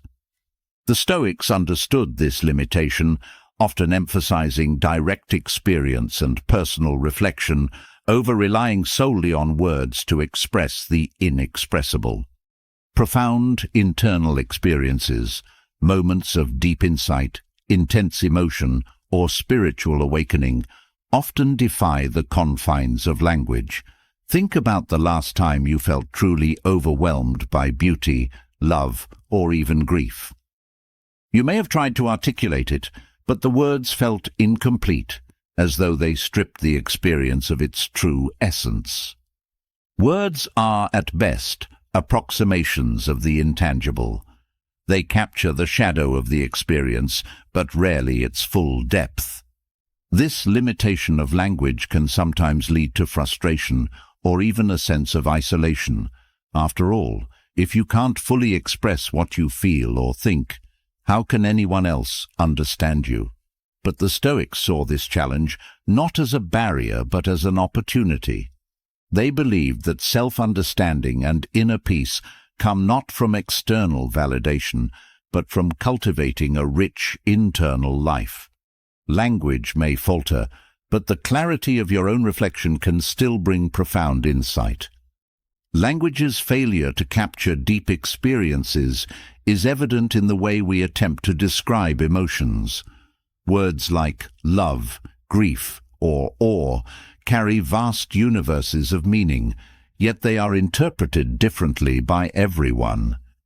One person's definition of love may be rooted in passion, while another's is shaped by selflessness. Language is inherently subjective, shaped by individual experiences, cultures, and beliefs, which further complicates its ability to convey universal truths. This limitation doesn't render language useless, but it does highlight the importance of going beyond words. Experiences must be felt, lived, and reflected upon. This is why practices like meditation, journaling, or simply sitting with your emotions are so vital. They allow you to explore the depth of your internal world without the constraints of verbal expression. The Stoics emphasized this kind of introspection, urging individuals to focus on their own understanding rather than seeking external articulation. Ironically, the attempt to articulate profound experiences often leads to poetry, art, or metaphor, forms of expression that acknowledge their own limitations. A poem about grief may not fully capture the feeling, but it can resonate deeply with others who have shared similar experiences. Art, in its many forms, becomes a way of gesturing toward the inexpressible, a bridge between the finite nature of language and the infinite depth of human experience. Understanding that language has its limits also fosters humility. It reminds us that there are aspects of life, the universe, and the human spirit that remain beyond our comprehension. This recognition is liberating. It allows us to embrace mystery and awe, to sit with questions rather than rushing to find answers. It is a reminder that some truths are meant to be felt rather than explained. The Stoics taught that true wisdom lies in experience and understanding, not in the words we use to describe them. Marcus Aurelius, in his Meditations, often wrote about his personal reflections and insights, not for the sake of explaining them to others, but as a way to deepen his own comprehension. Language was a tool for thought, not an end in itself. Recognizing the limits of language encourages you to listen more deeply, not just to others, but to yourself. It reminds you to pay attention to the emotions, sensations, and intuitions that words cannot fully convey. This inner attentiveness can bring clarity and peace, allowing you to navigate life with greater authenticity and understanding. Ultimately, language's inability to capture profound internal experiences is not a failure, but a feature. It nudges us toward deeper reflection, richer inner lives, and a greater appreciation for the ineffable mysteries of existence. The Stoics would remind us that while words may guide us, it is our own experience and understanding that lead to wisdom. 22. Fear is pervasive. Despite living in the safest era, we live in an age of unprecedented safety and security. Modern technology, healthcare, and societal structures have significantly reduced the risks that once dominated human life: disease, famine, and predation, to name a few. Yet, paradoxically, fear remains as pervasive as ever. The Stoics, who faced their own share of dangers and uncertainties, understood that fear is not necessarily tied to external circumstances, but is deeply rooted in the human psyche. Fear is a survival mechanism, hardwired into us through millennia of evolution. It alerts us to danger, sharpens our focus, and prepares us for action. In the past, this was essential for avoiding predators or reacting to immediate threats. But in today's relatively safe world, fear often turns inward, manifesting as anxiety, worry, or dread about hypothetical scenarios rather than real dangers. This pervasive fear is amplified by modern life. We are constantly bombarded with information, news of disasters, warnings of economic collapse, and reminders of our own mortality. The very tools designed to connect us, like social media, can also magnify our fears, showing us curated images of others' successes and reinforcing our own insecurities. It's no wonder that many feel overwhelmed by a vague, ever-present sense of unease. The Stoics believe that fear arises not from the events themselves, but from our perception of them. As Epictetus famously said, "Men are disturbed not by things, but by the views they take of them." This teaching is as relevant today as it was in ancient Rome. Much of what we fear, failure, rejection, loss, is not an inevitable reality, but a product of our own minds. We imagine worst-case scenarios, catastrophize minor setbacks, and allow these thoughts to dominate our mental landscape. To combat this, the Stoics advocated for rational examination of fear. They encouraged us to ask, is this fear grounded in reality? What is the worst that could happen, and how would I handle it? Often, simply confronting our fears in this way diminishes their power. The act of naming and examining fear strips it of its mystique, revealing it as less formidable than it initially seemed. Fear persists, however, because it thrives on avoidance. When we avoid what scares us, we reinforce the belief that the fear is justified. Over time, this creates a cycle where avoidance fuels anxiety, and anxiety fuels more avoidance. The Stoics broke this cycle by advocating courage, not the absence of fear, but the willingness to face it head-on. By stepping into discomfort, they believed, we build resilience and diminish fear's hold over us. Another source of modern fear is the uncertainty of the future. The Stoics addressed this by emphasizing the importance of focusing on what is within our control. As Marcus Aurelius wrote, you have power over your mind, not outside events. Realize this, and you will find strength. By directing our energy toward actions we can influence, we reclaim a sense of agency and reduce the paralyzing effect of uncertainty. Fear's persistence in the safest era also reveals a deeper truth. It is not external threats, but our internal state that determines our peace of mind. The Stoics understood that true security comes not from external conditions, but from cultivating an unshakable inner calm. This inner fortress, built through discipline, rational thought, and acceptance of life's uncertainties, allows us to face challenges without being overwhelmed by fear. Ultimately, fear is a universal human experience, but it does not have to dominate our lives. The Stoics remind us that while fear may always be present, we have the power to choose how we respond to it. By examining our fears, confronting them with courage, and focusing on what we can control, we can navigate life with greater clarity and confidence. In the end, the paradox of fear in the modern era teaches us that safety is not synonymous with peace. True peace comes from mastering the mind, embracing uncertainty, and living in alignment with the Stoic principles of reason and courage. 23. Repeated fear. Responses store emotions in the body, creating chronic states. Fear is a natural response to perceived threats, an essential survival mechanism that has safeguarded humanity for millennia. Yet, when this response becomes habitual, when fear is experienced not as a fleeting reaction, but as a constant state, it leaves a lasting imprint on the body.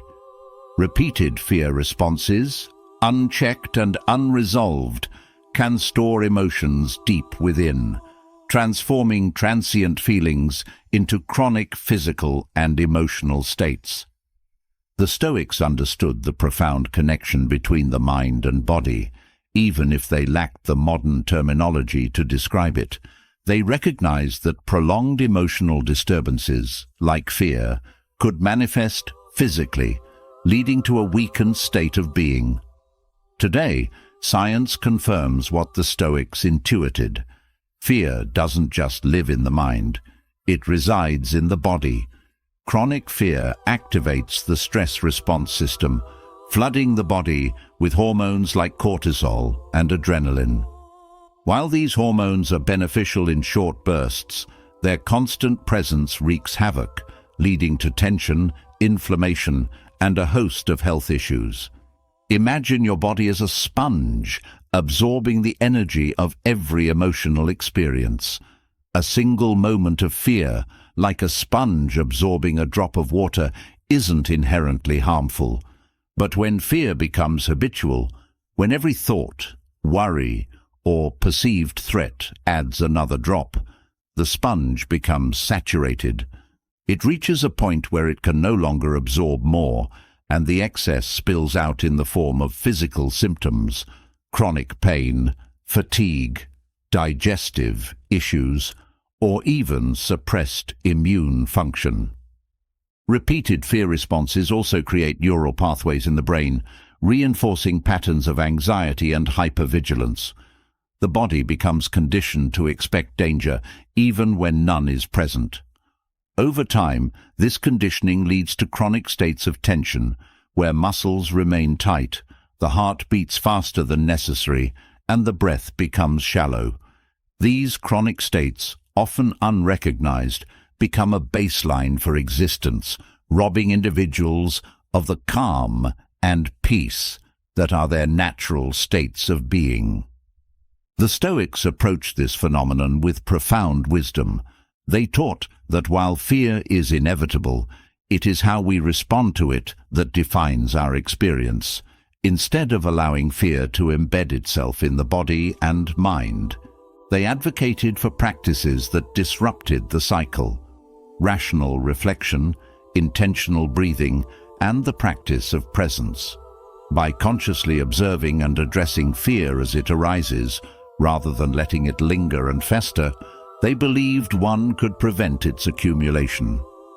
One key Stoic principle, the dichotomy of control, is particularly relevant here. By focusing only on what is within your power to change, you reduce the emotional load of worrying about the uncontrollable. This redirection of mental energy not only calms the mind, but also alleviates the physical toll that fear takes on the body. It interrupts the cycle of fear responses and allows the body to return to a state of balance. Healing from chronic fear responses requires a commitment to self-awareness and self-care. Practices like meditation, journaling, or even gentle physical activity can help release stored emotions from the body. The act of acknowledging fear, naming it, feeling it, and letting it go can be profoundly liberating. As Marcus Aurelius wrote, "You have power over your mind, not outside events. Realize this, and you will find strength." This power extends to breaking free from the chronic states that fear creates. Repeated fear responses are a reminder of the body's resilience, but also its vulnerability. They highlight the importance of tending to your inner world with the same care you give your physical health.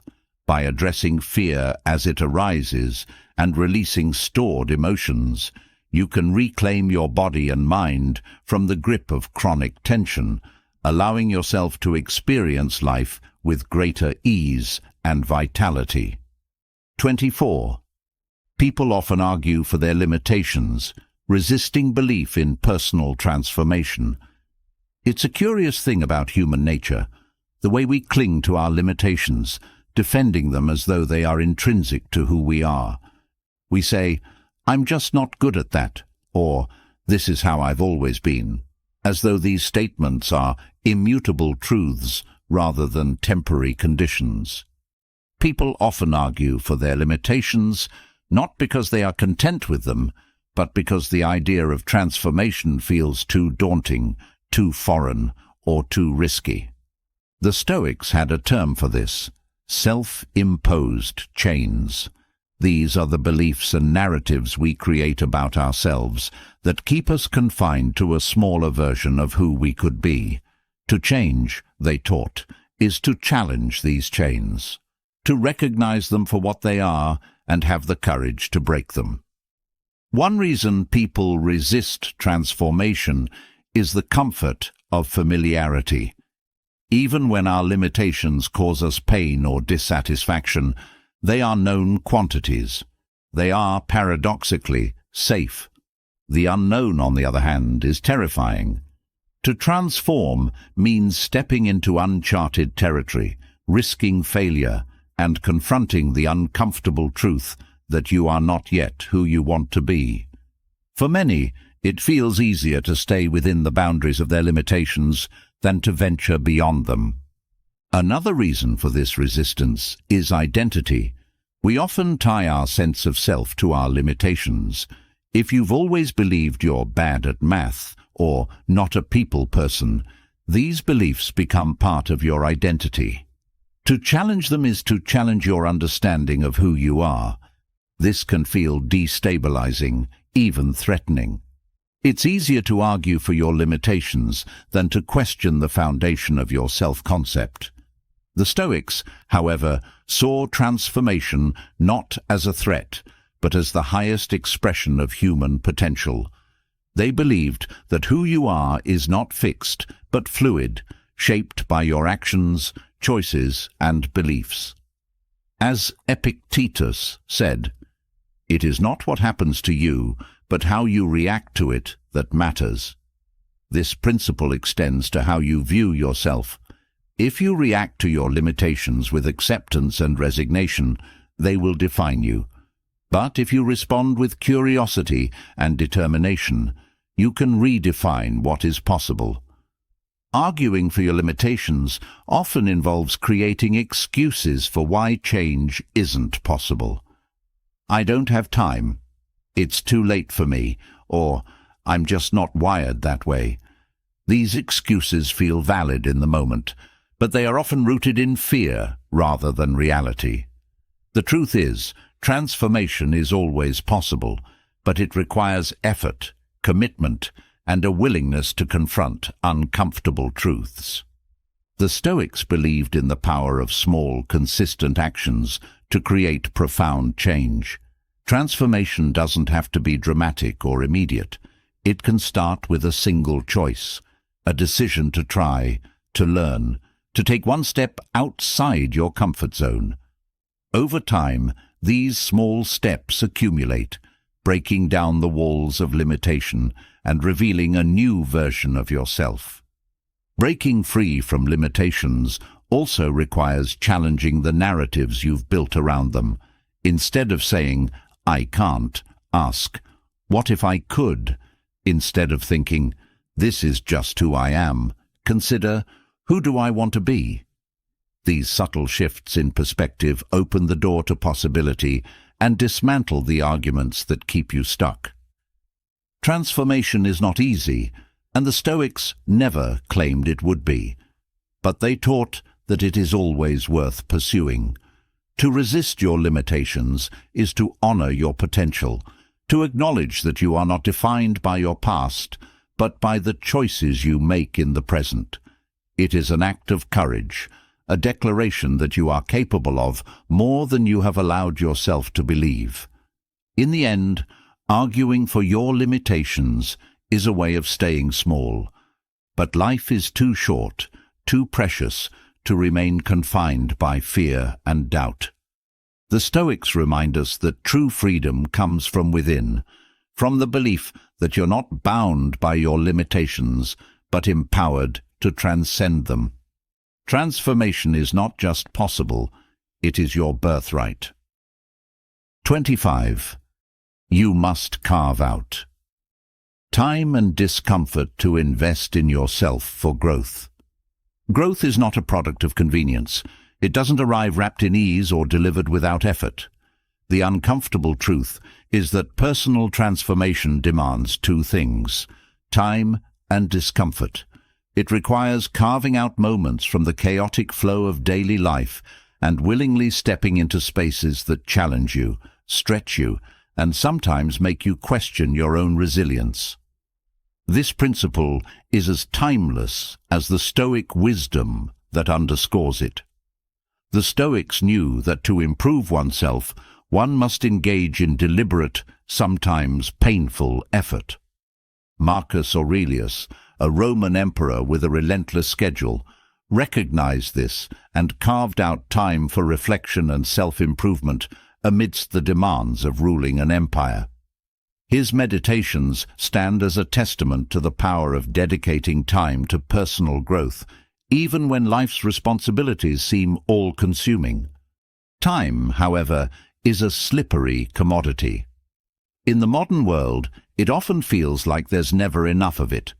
Work, family, social obligations, and endless distractions vie for attention, leaving little room for introspection or growth. But the truth is, the time exists. You simply have to claim it. Like a sculptor chipping away at a block of marble, you must carve out minutes, hours, or even moments from your day to focus on what truly matters, your development. This act of carving time isn't always comfortable. It often means saying no to things that feel urgent but are ultimately unimportant. It might mean waking up earlier to read, journal, or meditate. It might mean setting boundaries with others or with yourself to protect the time needed for your growth. It requires discipline, a Stoic virtue that involves prioritizing long-term rewards over short-term pleasures. Discomfort is the second ingredient in the recipe for growth. It's the space where transformation happens. The Stoics embraced discomfort not as an enemy, but as a teacher. They practiced voluntary hardship, sleeping on the floor, fasting, or exposing themselves to cold, to build resilience and remind themselves that comfort is not a requirement for a good life. Today, discomfort takes many forms. It might be the awkwardness of learning a new skill, the vulnerability of seeking help, or the challenge of facing your fears. It's tempting to avoid these experiences, to stay within the cozy confines of what's familiar. But growth doesn't live there. It resides in the moments when you push through resistance, endure temporary pain, and emerge stronger on the other side. Investing in yourself also means confronting the discomfort of self-honesty. It requires looking at your life with unflinching clarity, acknowledging where you've fallen short, and taking responsibility for your choices. This process can be painful, but it's also liberating. It frees you from the weight of denial and empowers you to take control of your future. Growth is not a one-time event. It's a continuous process. It requires ongoing effort, repeated discomfort, and a steadfast commitment to becoming the best version of yourself.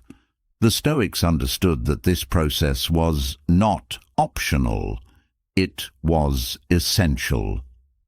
As Epictetus said, "How long are you going to wait before you demand the best for yourself?" Carving out time and discomfort to invest in yourself is not a luxury. It's a necessity. It's a declaration that your potential is worth the effort. It's a reminder that the path to growth, while often steep and challenging, leads to a life of greater depth, meaning, and fulfillment. 26. Sustaining positive states. Like gratitude requires practice and consistency. Gratitude is one of the most powerful and transformative states of being, but it is not something that simply appears. It's not a fleeting emotion to be felt in the rare moments when life aligns perfectly. Instead, gratitude is a practice, a skill that must be cultivated with intention and consistency. The Stoics, ever attuned to the importance of inner states, placed great value on gratitude. They understood that it is not what we have that makes us content, but how we perceive and appreciate it. Seneca, one of the great Stoic philosophers, often wrote about the importance of being thankful for what life provides, no matter how modest. Gratitude, he argued, shifts the focus from lack to abundance, from frustration to peace. However, in a world inundated with comparisons and distractions, sustaining gratitude is no easy feat. It's all too easy to focus on what's missing, on what others have, or on the endless list of things that could be better. This mindset, while natural, robs us of the joy and contentment that gratitude can bring. To counteract it, gratitude must become a habit, something that is practiced regularly, even when it doesn't come naturally. Practicing gratitude involves more than simply saying thank you or keeping a gratitude journal, though these are excellent starting points. It requires a shift in perspective, a deliberate effort to notice and appreciate the good in every situation. It's about finding the silver lining in challenges, recognizing the beauty in everyday moments, and appreciating the people and experiences that enrich your life. Consistency is key to sustaining gratitude. Like any skill, it requires repetition to strengthen and maintain. The Stoics often recommended beginning each day with a reflection on what you're grateful for and ending it with a review of the day's blessings. This practice, repeated over time, rewires the mind to focus on the positive, even amidst life's inevitable difficulties. Sustaining gratitude also involves resisting the pull of entitlement and expectation. The more we expect from life, the less likely we are to appreciate what we already have. Gratitude, by contrast, thrives on humility and perspective. It's the recognition that life owes us nothing and that every moment, every opportunity is a gift. Gratitude is not a passive state, it's an active choice. It requires effort to maintain, especially during times of hardship. It's easy to feel grateful when things are going well, but the real power of gratitude lies in its ability to transform how we experience adversity. The Stoics believed that even misfortune could be a source of gratitude, as it provides opportunities to grow stronger, wiser, and more resilient. Practicing gratitude consistently also has a profound impact on relationships. When you express genuine appreciation for others, it deepens connections and fosters mutual respect. Gratitude, in this way, becomes a bridge, a way of acknowledging the value that others bring to your life. The beauty of gratitude is that it's self-reinforcing. The more you practice it, the more reasons you find to be grateful. It creates a positive feedback loop where each act of gratitude strengthens your capacity to feel and express it. Over time, this practice not only sustains positive states, but also builds a foundation of enduring contentment and peace. Gratitude is a choice, a practice, and a way of life. It requires commitment, effort, and consistency. But the rewards, greater happiness, deeper connections, and a more meaningful existence, are well worth the investment. The Stoics remind us that gratitude is not just something to feel, it's something to live. 27. Overintending leads to burnout, while over. Surrendering leads to stagnation. Life is a delicate balance between effort and surrender. Too much of one, and you're bound to feel the strain. Too much of the other, and you risk standing still. This paradox of overintending and over-surrendering is a trap that many fall into, yet few recognize until it's too late. Overintending happens when you push too hard, trying to force outcomes with relentless effort and willpower. It's the belief that if you just try hard enough, long enough, you can bend the world to your will. While determination is a virtue, unchecked intention often leads to burnout. The body tires, the mind becomes foggy, and the spirit grows weary. Like a bowstring pulled too taut, something inevitably snaps.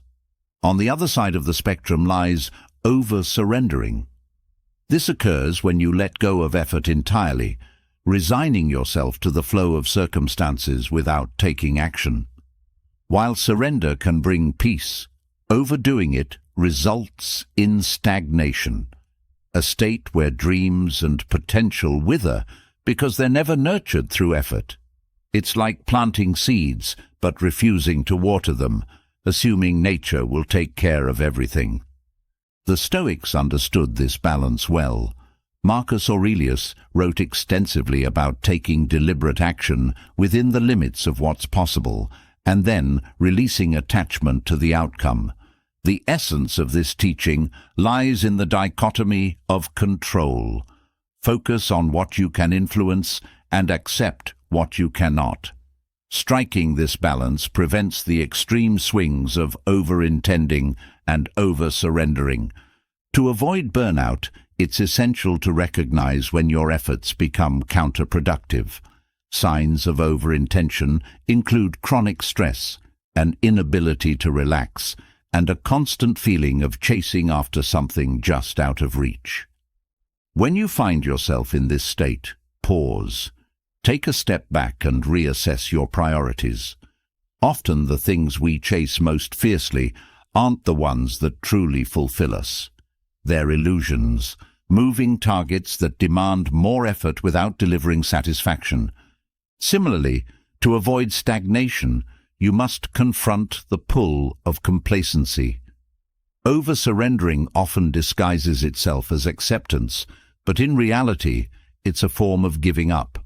When you find yourself saying, "It's fine as it is," but feel a deep sense of dissatisfaction, it's time to act. Growth requires movement, and movement requires effort. Without it, life becomes a flat line, devoid of progress or excitement. The balance lies in intentional action, coupled with mindful surrender. It's about doing your best and then trusting the process, knowing that you've done all you can. This harmony of effort and release creates a rhythm that sustains energy and prevents burnout while fostering steady progress. The beauty of this principle is that it applies universally to careers, relationships, personal goals, and even inner growth. Whether you're striving to build a business, mend a relationship, or improve yourself, the key is knowing when to push and when to pause. Like breathing, life thrives on a natural ebb and flow, a cycle of action and rest. Burnout and stagnation are not inevitable. They are consequences of imbalance. By practicing self-awareness and heeding the wisdom of moderation, you can navigate life's challenges with grace and resilience. Remember, the goal is not to achieve perfection, but to find equilibrium, a state where you're consistently moving forward without exhausting yourself or losing sight of what truly matters. 28. True joy and healing come from consistent self-regulation and emotional mastery. Happiness and healing are often seen as destinations, places you arrive at after certain conditions are met. But the truth is, they're not external goals to be achieved. They're internal states cultivated through consistent self-regulation and emotional mastery. Self-regulation is the ability to manage your thoughts, emotions, and actions in a way that aligns with your values and goals. It's the cornerstone of emotional intelligence and a skill that underpins personal growth, resilience, and well-being. Without it, life becomes a roller coaster of reactive behavior, where external circumstances dictate your internal state. Emotional mastery, on the other hand, is the deeper work of understanding and transforming your emotional landscape. It's not about suppressing feelings, but learning to navigate them with awareness and intention. The Stoics were masters of this art. They believed that while emotions are natural, they should not control us. Instead, we should strive to respond to them wisely, using reason and virtue as our guide. True joy arises not from the absence of negative emotions, but from the ability to experience them without being overwhelmed. When you practice self-regulation, you create a sense of stability within yourself. This stability allows you to face challenges with courage, setbacks with patience, and successes with humility. It's a state where external chaos cannot disturb your inner peace. Healing follows a similar path. Whether it's emotional wounds from the past, the pain of loss, or the scars of failure, healing begins with self-regulation. It requires the discipline to sit with discomfort, to resist the urge to numb or distract yourself, and to engage with your pain in a way that leads to understanding and growth. This process is neither quick nor easy. It demands consistency, a daily commitment to practices that nurture your emotional well-being. These might include mindfulness, journaling, or simply taking time to reflect on your thoughts and feelings. Over time, these practices build a foundation of emotional mastery that supports both joy and healing. The importance of consistency cannot be overstated. It's the repeated actions, not the occasional bursts of effort, that create lasting change. Just as physical fitness requires regular exercise, emotional fitness demands regular self-regulation. The more you practice, the stronger your capacity for resilience, happiness, and healing becomes. One of the greatest barriers to emotional mastery is the belief that emotions are beyond our control. While it's true that feelings arise spontaneously, how we respond to them is within our power. The Stoics emphasized this distinction, teaching that while we cannot choose our initial reaction, we can choose our subsequent actions. This choice is the essence of self-regulation. Healing and joy are not one-time achievements. They are lifelong practices. They require patience, persistence, and a willingness to engage with life's full spectrum of experiences. The reward is a life of deeper meaning, greater fulfillment, and a sense of peace that no external circumstance can take away. The path to emotional mastery and self-regulation is not about perfection. It's about progress. It's about showing up every day with the intention to grow, to learn, and to live in alignment with your highest self. True joy and healing are not destinations. They are journeys that unfold one step, one choice, and one moment at a time. 29.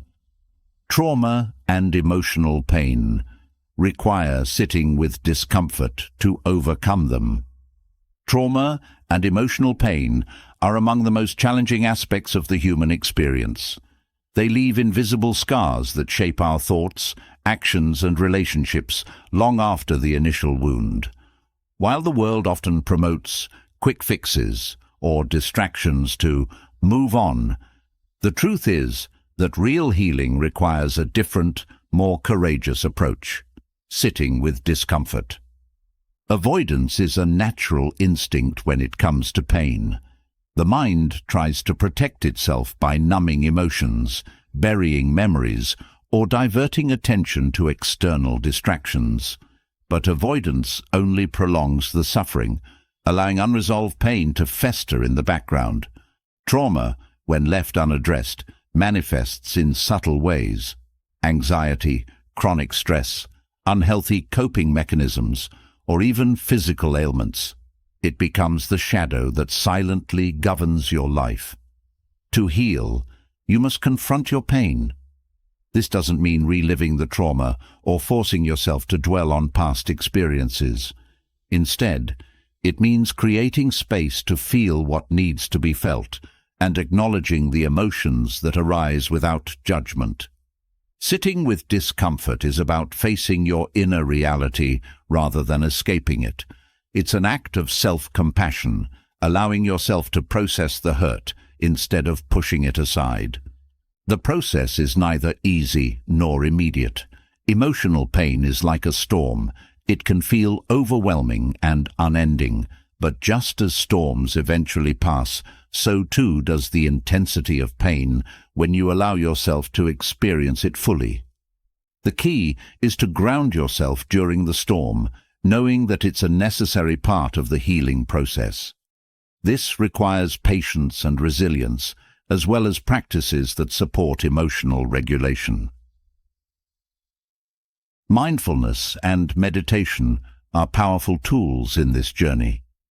They help you observe your emotions without becoming consumed by them. By sitting quietly and bringing your attention to the present moment, you can create a safe space to explore your feelings. Journaling is another effective practice, giving you a way to articulate and organize your thoughts, making the intangible tangible. The Stoics understood the importance of confronting discomfort. They taught that adversity, while painful, is an opportunity for growth. Epictetus said, "It's not what happens to you, but how you react to it that matters." This wisdom applies profoundly to trauma and emotional pain. By choosing to sit with discomfort, you reclaim your power and begin to transform your pain into strength. Healing also requires self-compassion. Too often people judge themselves for their pain, believing they should be over it or stay strong. But healing isn't about being unshaken. It's about allowing yourself to be human. Self-compassion means treating yourself with the same kindness and understanding you would offer a friend. It's recognizing that pain is a natural part of life, and that your emotions are valid, no matter how messy or intense they may feel. The journey of healing from trauma and emotional pain is deeply personal. There's no one-size-fits-all solution, no timeline to follow. What matters is your commitment to the process, your willingness to face discomfort, and your belief in the possibility of growth. Over time, the weight of your pain will lessen, and you'll emerge with a deeper understanding of yourself and a greater capacity for resilience. By sitting with discomfort, you honor your pain rather than running from it. You give yourself the chance to heal, to grow, and to find peace. It's not an easy path, but it's the only one that leads to true freedom. In facing the storm within, you discover the strength to rebuild, piece by piece, into a more whole and authentic version of yourself. 30. Believing in your capacity to create change is critical to manifesting it. Change begins in the mind. The belief in your ability to create change is the foundation upon which transformation is built. Without this belief, even the best intentions falter. It's like trying to build a house on shifting sand.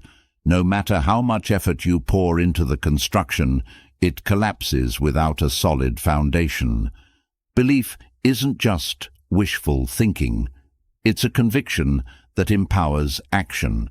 When you truly believe in your capacity to change, you align your thoughts, emotions, and behaviors with that belief. This alignment creates momentum, propelling you toward your goals. On the other hand, self-doubt acts as a roadblock, draining your energy and undermining your efforts. Many people struggle to believe in their ability to create change because of past failures or deeply ingrained self-limiting beliefs. These mental barriers often stem from childhood experiences, societal expectations, or repeated setbacks. Over time, they form a narrative that says, "I can't do this," or "change isn't possible for me." But these narratives are not truths. They're stories you've internalized. And like any story, they can be rewritten. The first step in cultivating belief is recognizing these self-limiting narratives and challenging their validity. Ask yourself, are these beliefs based on facts, or are they assumptions I've made?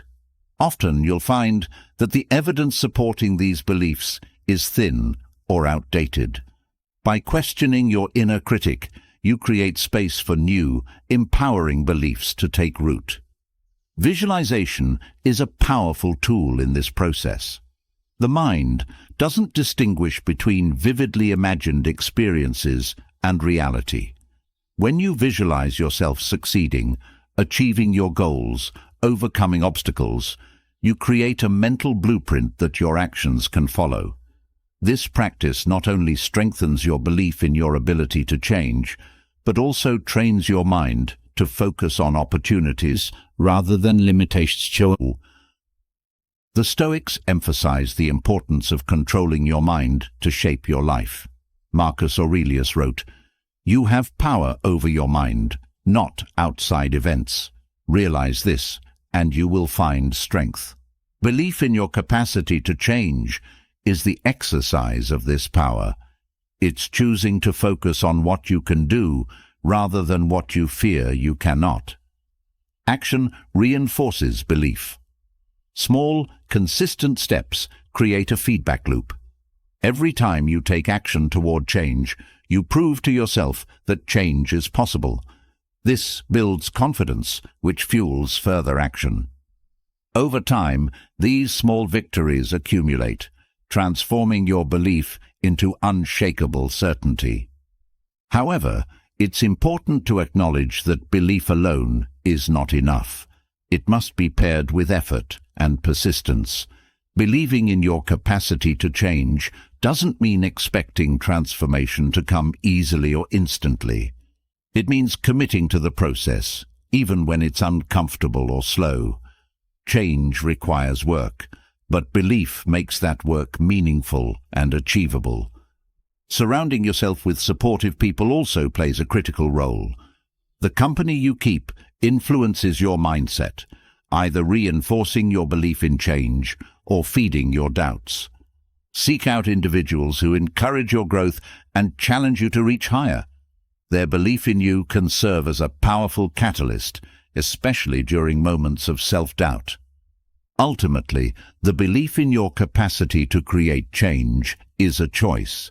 It's a decision to trust in your potential rather than surrender to fear or past failures.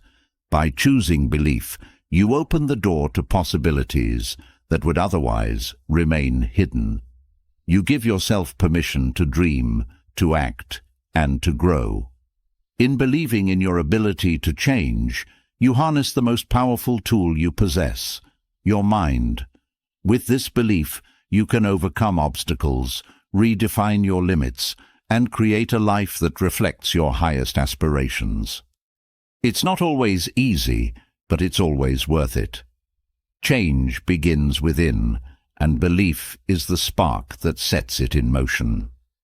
31. Healing from the past involves moving beyond emotional addictions. Healing from the past is one of the most profound and challenging journeys a person can undertake.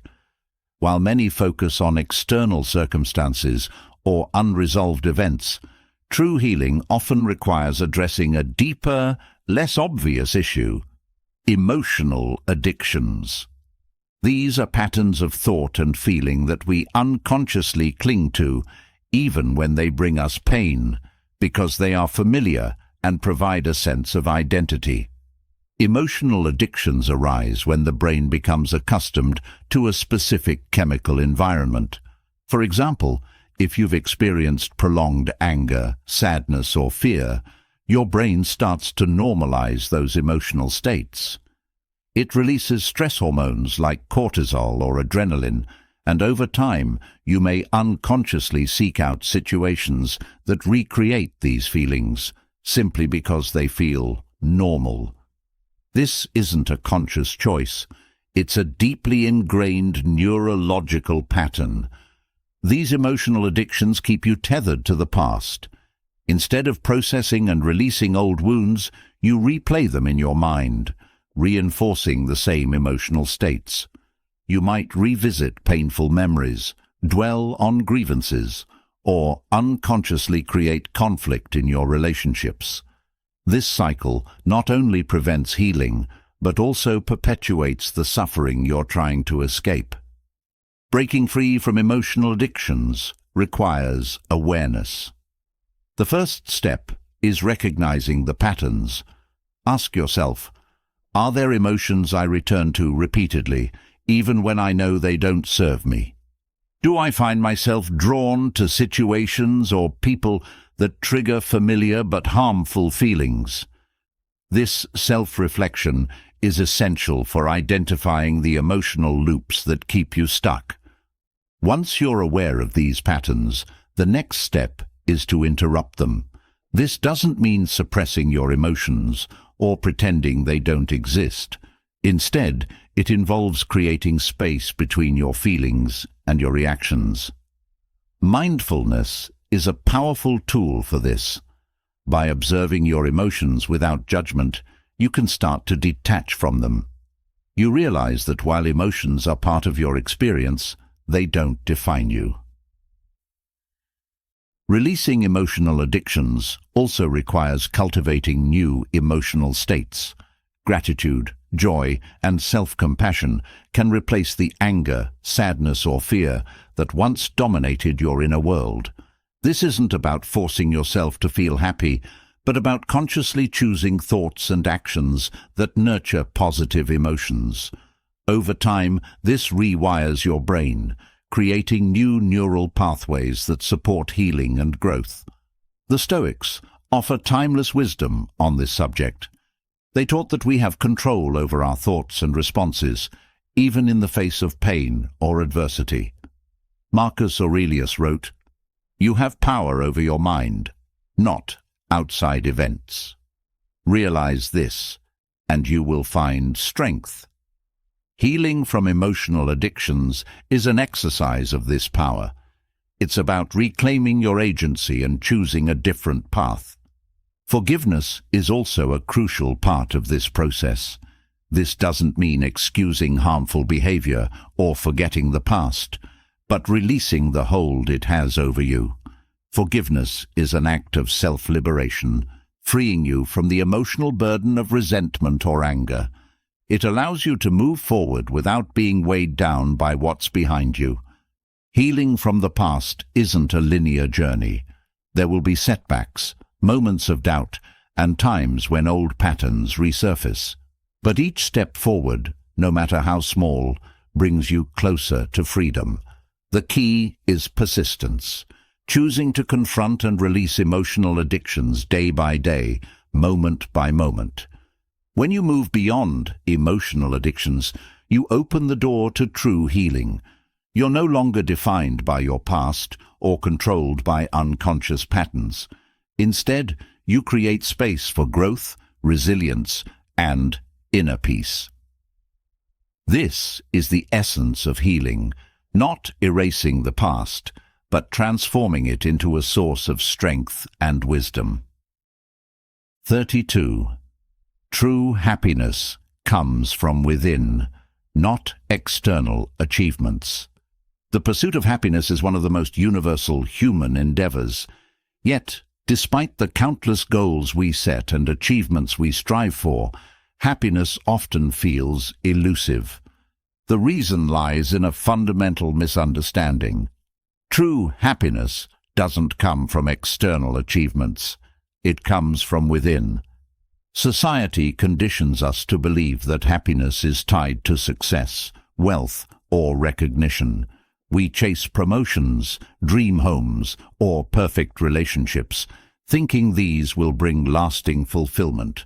While these achievements can bring temporary joy, they rarely sustain it. The thrill fades, and we find ourselves searching for the next milestone, caught in a cycle of, "I'll be happy when." This external focus on happiness is flawed because it's based on conditions beyond our control. Circumstances change, possessions lose their novelty, and external validation can be fleeting.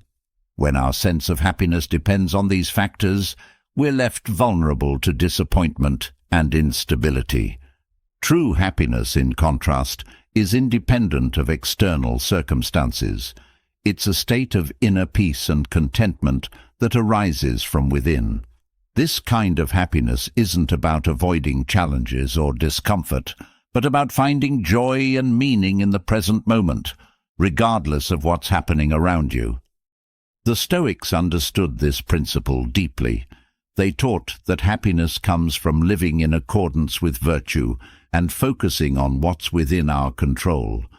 Epictetus said, "There is only one way to happiness, and that is to cease worrying about things which are beyond the power of our will."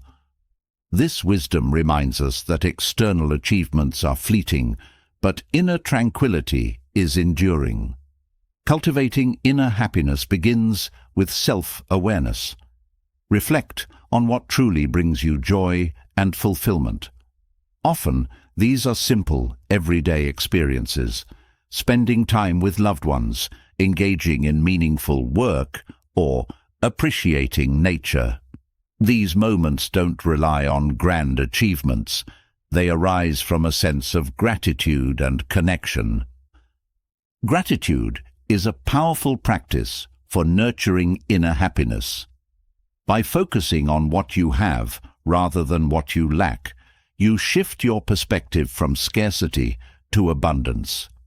This doesn't mean ignoring challenges or denying your ambitions, but appreciating the present while pursuing your goals. Another key to inner happiness is aligning your actions with your values. When your choices reflect your core beliefs, you create a sense of integrity and purpose. This alignment fosters a deep sense of satisfaction that external achievements alone can't provide. Mindfulness also plays a crucial role. By staying present and fully engaged in the moment, you free yourself from the burdens of the past and anxieties about the future. Mindfulness helps you savor life's simple pleasures and find peace in the here and now. Inner happiness doesn't mean abandoning ambition or rejecting external success. It's about understanding that these things are not the ultimate source of fulfillment. They can enhance your life, but they shouldn't define your worth or dictate your happiness. True happiness is a choice, a decision to focus on what truly matters and to cultivate contentment from within. It's not a destination to be reached, but a way of being to be embraced. When you shift your focus from external achievements to inner peace, you discover a wellspring of joy that no circumstance can take away. Happiness that comes from within is resilient. It weathers life's storms and remains steady in the face of change. It's the kind of happiness that allows you to wake up each day with a sense of gratitude, purpose, and connection. And it's this kind of happiness that truly makes life worth living. 33. Fear of criticism diminishes with self-acceptance and joy. Fear of criticism is a pervasive challenge that can paralyze ambition, stifle creativity, and erode self-confidence. It's natural to want approval from others, as humans are social beings wired to seek belonging. Yet, the constant worry about others' opinions can become a crippling barrier. The antidote lies not in silencing critics, but in cultivating self-acceptance and joy. At its core, the fear of criticism stems from insecurity and a lack of self-trust. When you tie your worth to external validation, every negative remark feels like a threat to your identity. This vulnerability keeps you walking on eggshells, second-guessing your decisions and suppressing your authentic self. The irony is that no matter how hard you try to avoid criticism, it's inevitable. Even the most celebrated individuals have their detractors. The path to freedom begins with self-acceptance. When you accept yourself fully, flaws and all, you become less dependent on external opinions. This doesn't mean ignoring feedback or shutting yourself off from others, but recognizing that your value doesn't hinge on their approval. Self-acceptance allows you to stand firm in your truth, unshaken by others' perceptions. Joy plays a pivotal role in diminishing the fear of criticism. Joy isn't just a fleeting emotion. It's a state of being rooted in gratitude, purpose, and alignment with your values. When you live from a place of joy, you're less swayed by external negativity. Criticism may still sting, but it no longer defines you or dictates your actions. You realize that your happiness isn't contingent on others' praise or opinions. The Stoics provide timeless guidance on this subject. Marcus Aurelius wrote, "It never ceases to amaze me. We all love ourselves more than other people, but care more about their opinion than our own." This wisdom invites you to prioritize your own perspective over the judgments of others. By focusing on what you can control, your thoughts, actions, and character, you can rise above the noise of criticism. Cultivating self-acceptance and joy requires intentional effort. It begins with self-reflection, understanding your values, embracing your strengths, and acknowledging areas for growth without self-judgment. Gratitude practices can help shift your focus from what's lacking to what's abundant in your life, fostering a sense of contentment and resilience. It's also essential to reframe criticism. Not all feedback is malicious. Some hold valuable lessons for growth. Instead of fearing criticism, approach it with curiosity. Ask yourself, is there truth in this? Can it help me improve? When you separate constructive insights from baseless negativity, criticism becomes an opportunity for growth rather than a threat. As you deepen your self-acceptance and cultivate joy, the opinions of others lose their grip on you. You begin to see criticism as a reflection of the critic rather than a judgment of your worth. You realize that no one else's opinion can diminish your intrinsic value. In the end, living authentically requires courage. It means showing up as your true self, even when you risk criticism. But the rewards are immeasurable. Freedom from the weight of others' expectations, a life aligned with your values, and the unshakable joy of self-acceptance. When you let go of the fear of criticism, you reclaim your power and embrace a life of authenticity and fulfillment. 34.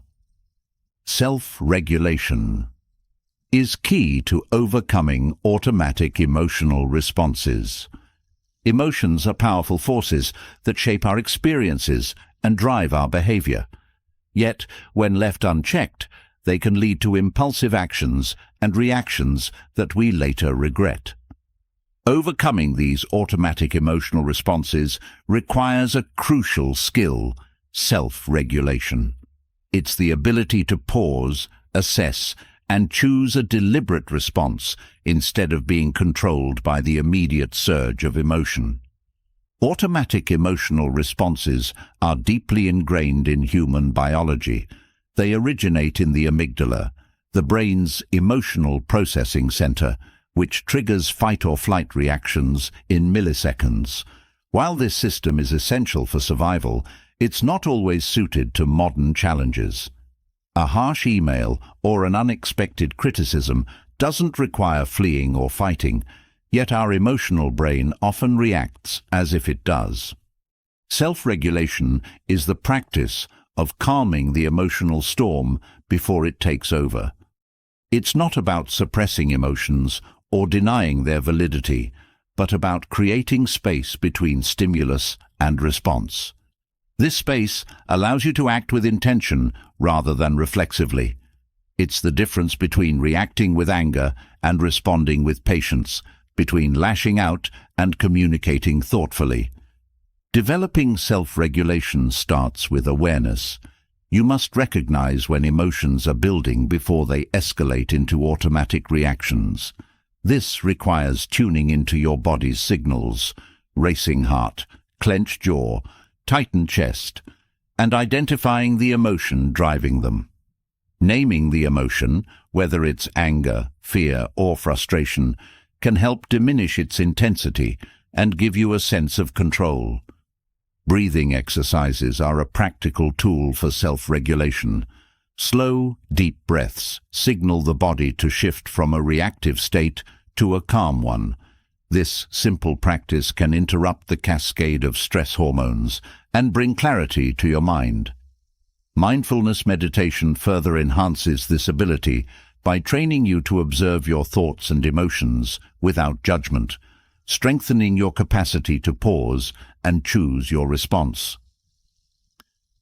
The Stoics championed self-regulation as a cornerstone of wisdom and resilience.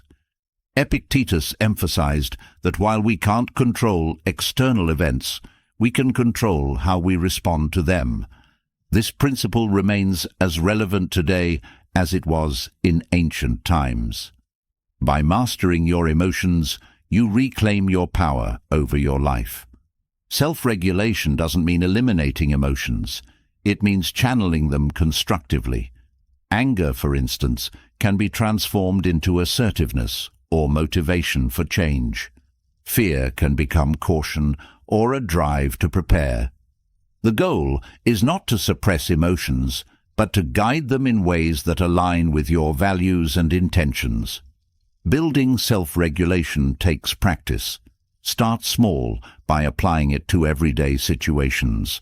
A frustrating traffic jam, a minor disagreement, or a stressful deadline. Each time you pause, breathe, and choose your response, you strengthen your ability to regulate emotions in more significant challenges. Over time, self-regulation becomes a habit, empowering you to navigate life with greater calm and clarity. The benefits of self-regulation extend beyond emotional control. It enhances relationships as you're better equipped to communicate and empathize without being overwhelmed by reactive emotions. It improves decision-making, allowing you to think rationally under pressure. And it fosters inner peace, as you're no longer at the mercy of fleeting emotional states. In a world filled with triggers and stressors, self-regulation is an essential skill for maintaining balance and resilience. It's a practice that transforms emotional reactions into thoughtful responses, empowering you to live with greater purpose and integrity. When you master self-regulation, you unlock the ability to face life's challenges with wisdom, grace, and unshakable calm. 35. Mental rehearsal can reprogram the brain and create future realities. The mind is a powerful architect, capable of shaping your reality in profound ways. Mental rehearsal, the practice of vividly imagining desired outcomes, taps into this power. By engaging in deliberate visualization, you train your brain to recognize and pursue opportunities aligned with your goals, effectively reprogramming it to create future realities. The human brain doesn't differentiate well between real experiences and vividly imagined ones. Studies in neuroscience reveal that mental rehearsal activates the same neural pathways as physical practice. Athletes, for instance, often use visualization to refine their techniques, imagining themselves executing perfect movements. This mental preparation primes their brains and bodies to perform at their best when it matters. But mental rehearsal isn't limited to sports.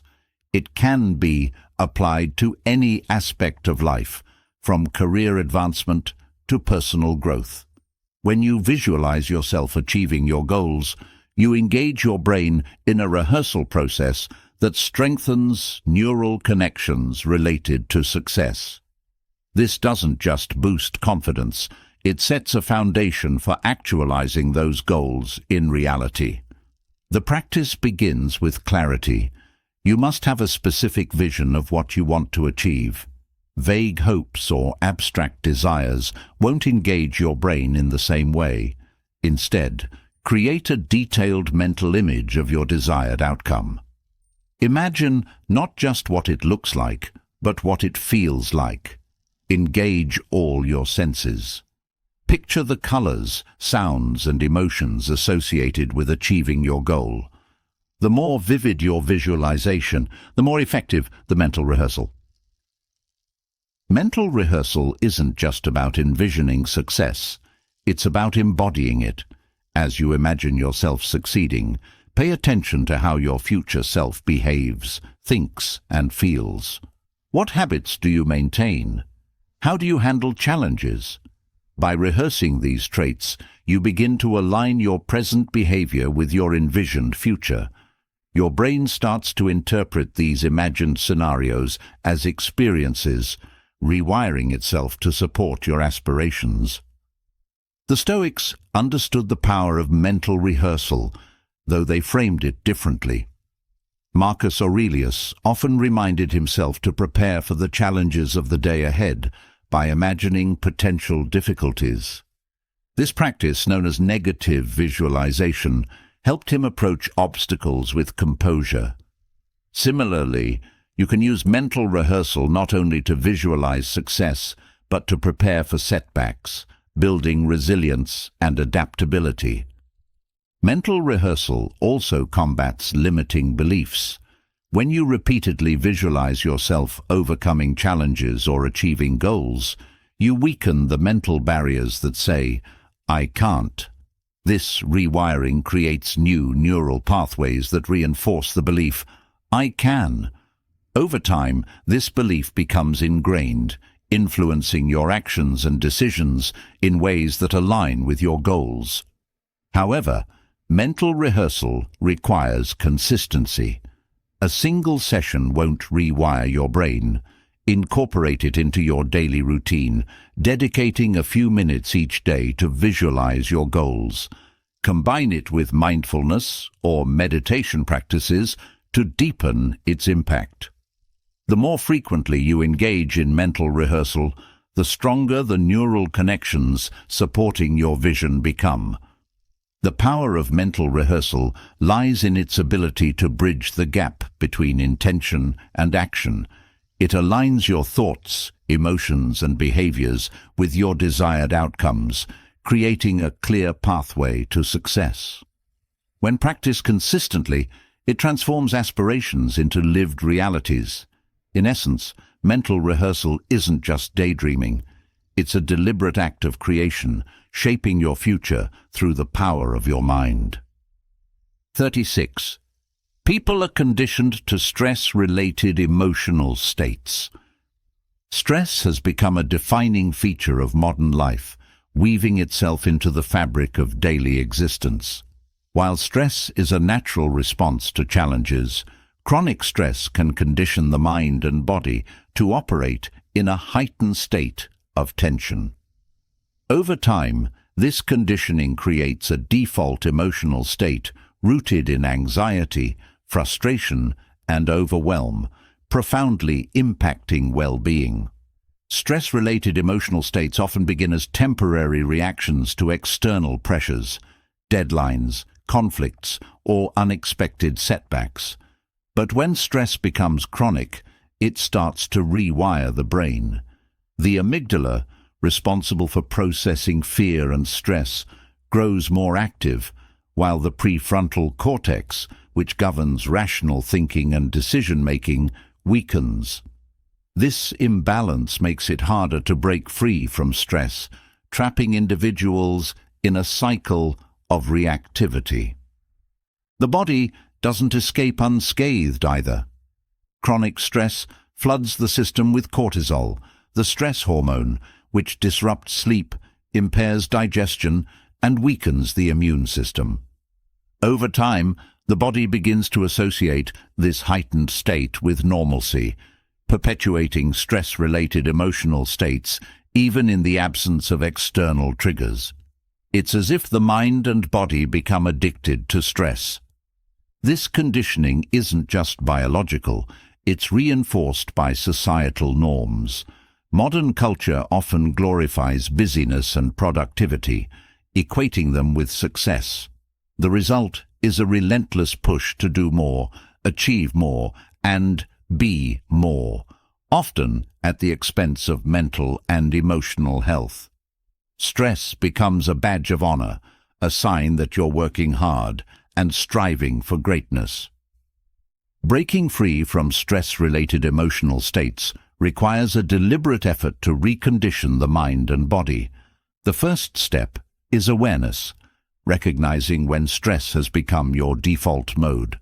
Pay attention to your emotional responses throughout the day. Are you quick to anger, anxiety, or frustration? Do minor inconveniences feel overwhelming? These are signs that stress has taken root. The next step is learning to interrupt the stress cycle. Practices like mindfulness and meditation can help you step back from reactive patterns and regain control over your emotions. By focusing on the present moment, you train your mind to disengage from the spiraling thoughts that fuel stress. Over time, this practice rewires the brain, calming the amygdala and strengthening the prefrontal cortex. Physical movement is another powerful tool for breaking free from stress-related conditioning. Exercise reduces cortisol levels and releases endorphins, which counteract stress and elevate mood. Activities like yoga and tai chi combine physical movement with mindfulness, offering a holistic approach to stress reduction. The Stoics provide timeless wisdom for navigating stress. Epictetus taught that while we can't control external events, we can control how we respond to them. This perspective encourages a shift in focus from what's outside your control to what's within it, your thoughts, actions, and attitudes. By embracing this mindset, you can reclaim power over your emotional state, even in challenging circumstances. Gratitude is another antidote to stress. Chronic stress often stems from a focus on what's lacking: time, resources, or opportunities. Gratitude shifts this perspective, directing your attention to what you have rather than what you lack. This practice doesn't just improve emotional well-being, it also rewires the brain to seek positivity, breaking the cycle of stress-related conditioning. Reconditioning the mind and body takes time and consistency. Just as stress-related emotional states are formed through repetition, they must be undone through repeated practices that promote calm, balance, and resilience. Over time, you can transform your default mode from one of stress to one of peace, creating a foundation for lasting well-being. By breaking free from stress-related conditioning, you reclaim your ability to live fully and intentionally. You learn to navigate challenges with grace, respond to adversity with resilience, and cultivate a state of inner calm that sustains you through life's ups and downs. In a world that thrives on stress, this is a radical act of self-care and empowerment. 37. Stress inhibits creativity, growth, and learning. Stress, often regarded as the uninvited guest in our lives, doesn't just drain our energy, it also impairs our ability to think creatively, grow emotionally, and learn effectively. The irony is that stress, which arises from our desire to overcome challenges, becomes the very barrier to finding solutions and improving ourselves.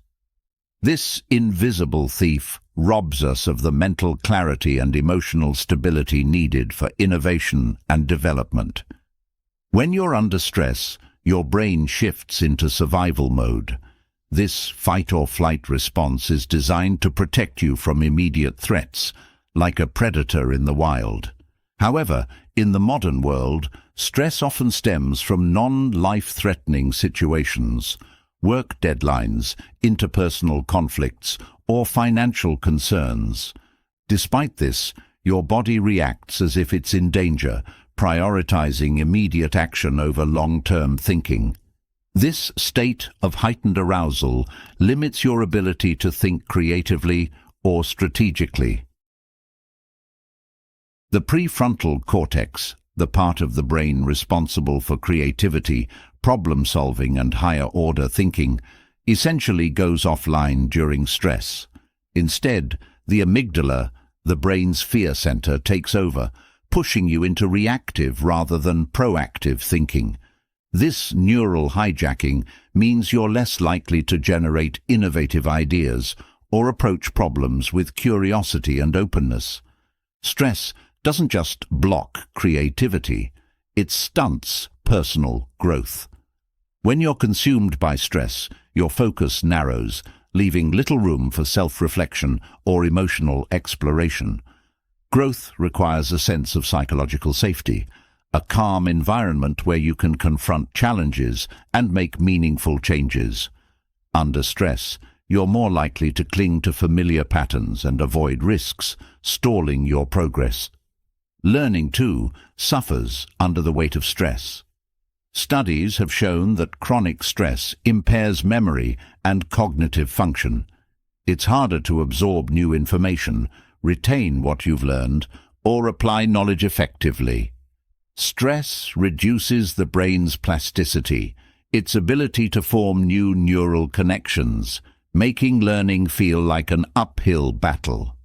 To counter the stifling effects of stress, you must create an environment that fosters calm and focus. This starts with recognizing the signs of stress in your life.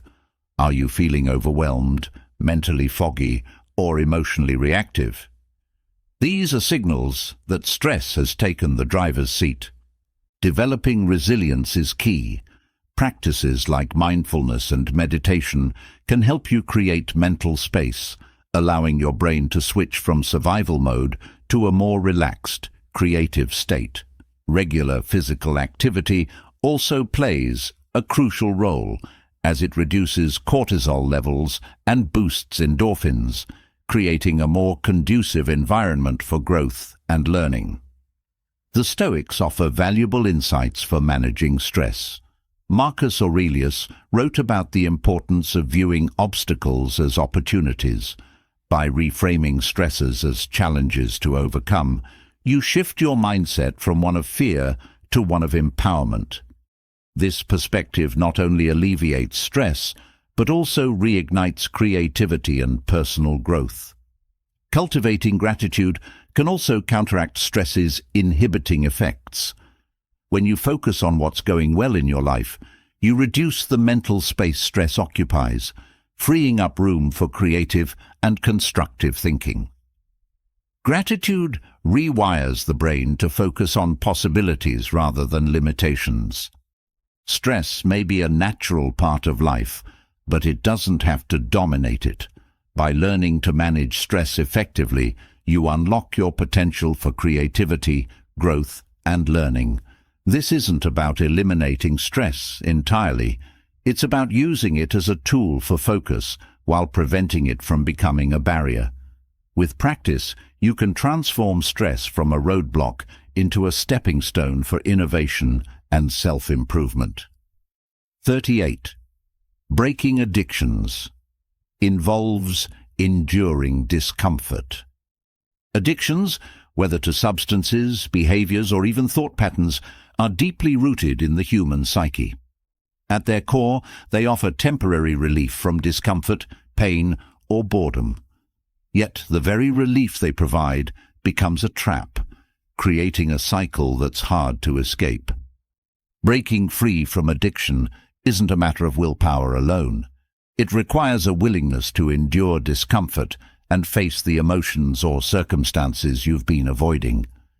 Addiction thrives on the promise of immediate gratification.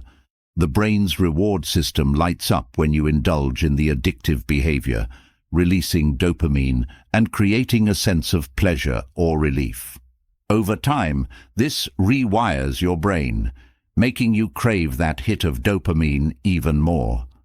The problem is that the relief is fleeting and the consequences often compound, whether they're physical, emotional, or social.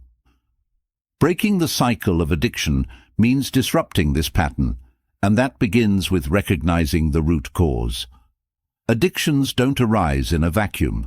They're often coping mechanisms for deeper issues like stress, trauma, or unmet emotional needs. To truly overcome addiction, you must address these underlying causes, which requires courage and introspection. The process of breaking an addiction is uncomfortable, and that discomfort is unavoidable.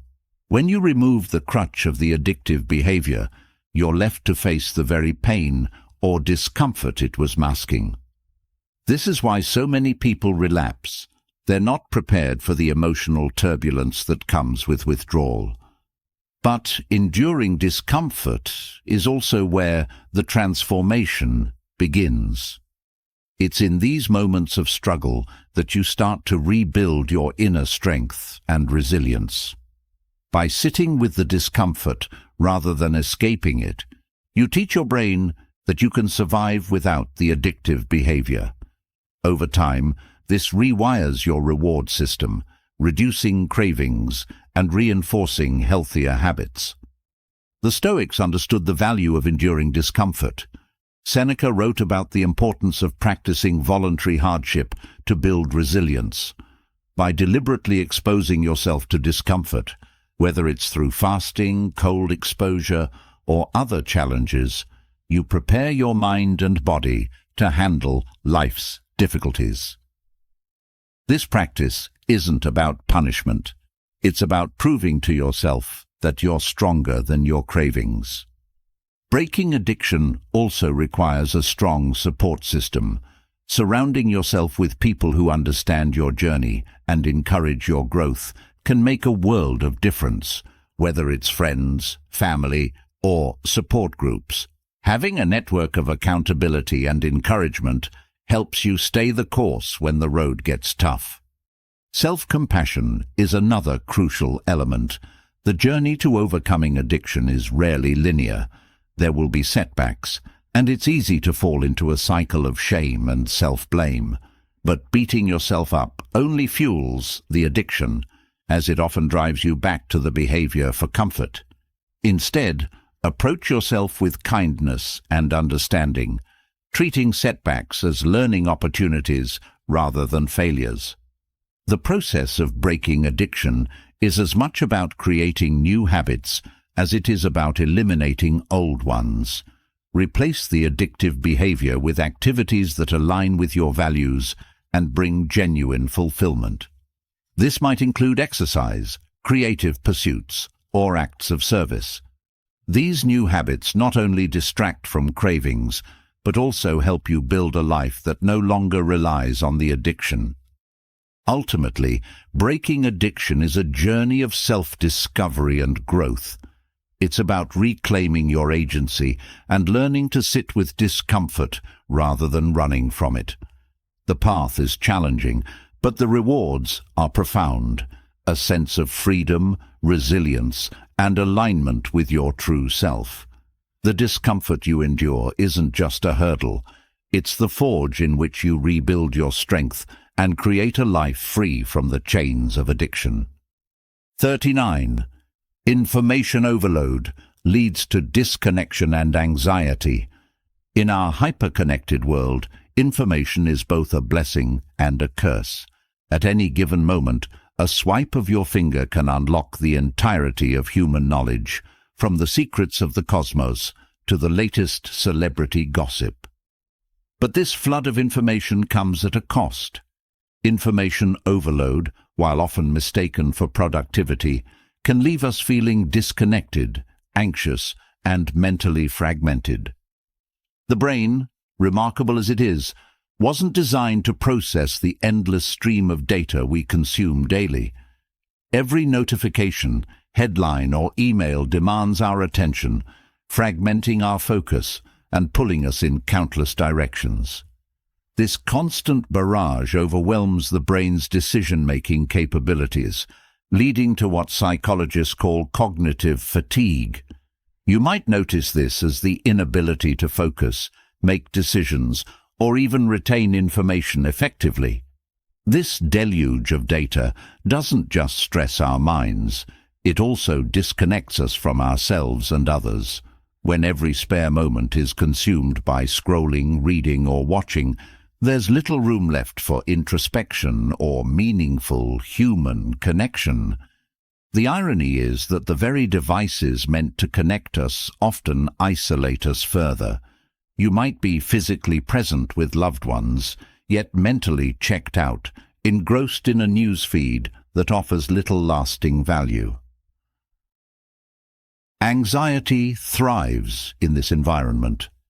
The fear of missing out, the constant comparison to others, and the pressure to stay informed all contribute to heightened stress levels. Information overload creates a perpetual state of mental arousal, where the mind feels it must remain vigilant and active even during moments meant for rest. Over time, this can lead to burnout and a pervasive sense of unease. The Stoics, despite living in a time devoid of the internet, understood the importance of filtering what we allow into our minds. Marcus Aurelius emphasized the value of focusing only on what truly matters and disregarding distractions. Applying this wisdom today means setting boundaries for your information consumption. This might involve limiting your time on social media, unsubscribing from unnecessary emails, or even scheduling digital detox periods where you disconnect entirely. Reconnecting with yourself is essential for mitigating the effects of information overload. Spend time in silence or nature, allowing your mind to reset and your thoughts to settle. Journaling can also be a powerful tool for decluttering your mind and gaining clarity on what truly matters. By intentionally curating the information you consume, you can reduce anxiety and rediscover a sense of peace. True connection doesn't come from knowing everything about everyone. It comes from being present and engaged in the moments that matter. By stepping back from the information frenzy, you create space for deeper relationships, clearer thinking, and a calmer, more centered existence. Information is abundant, but your time, attention, and peace of mind are finite. Guard them wisely. 40. Relationships are often based on shared negative emotions. Human beings are inherently social creatures, and relationships form the bedrock of our emotional lives. Yet, not all relationships are built on healthy or constructive foundations. Far too often, relationships are cemented by shared negative emotions, complaints about a boss, mutual disdain for a political figure, or shared grievances about life's unfairness. While this might create a sense of camaraderie, it's a fragile and ultimately destructive bond. Shared negativity feels validating in the moment.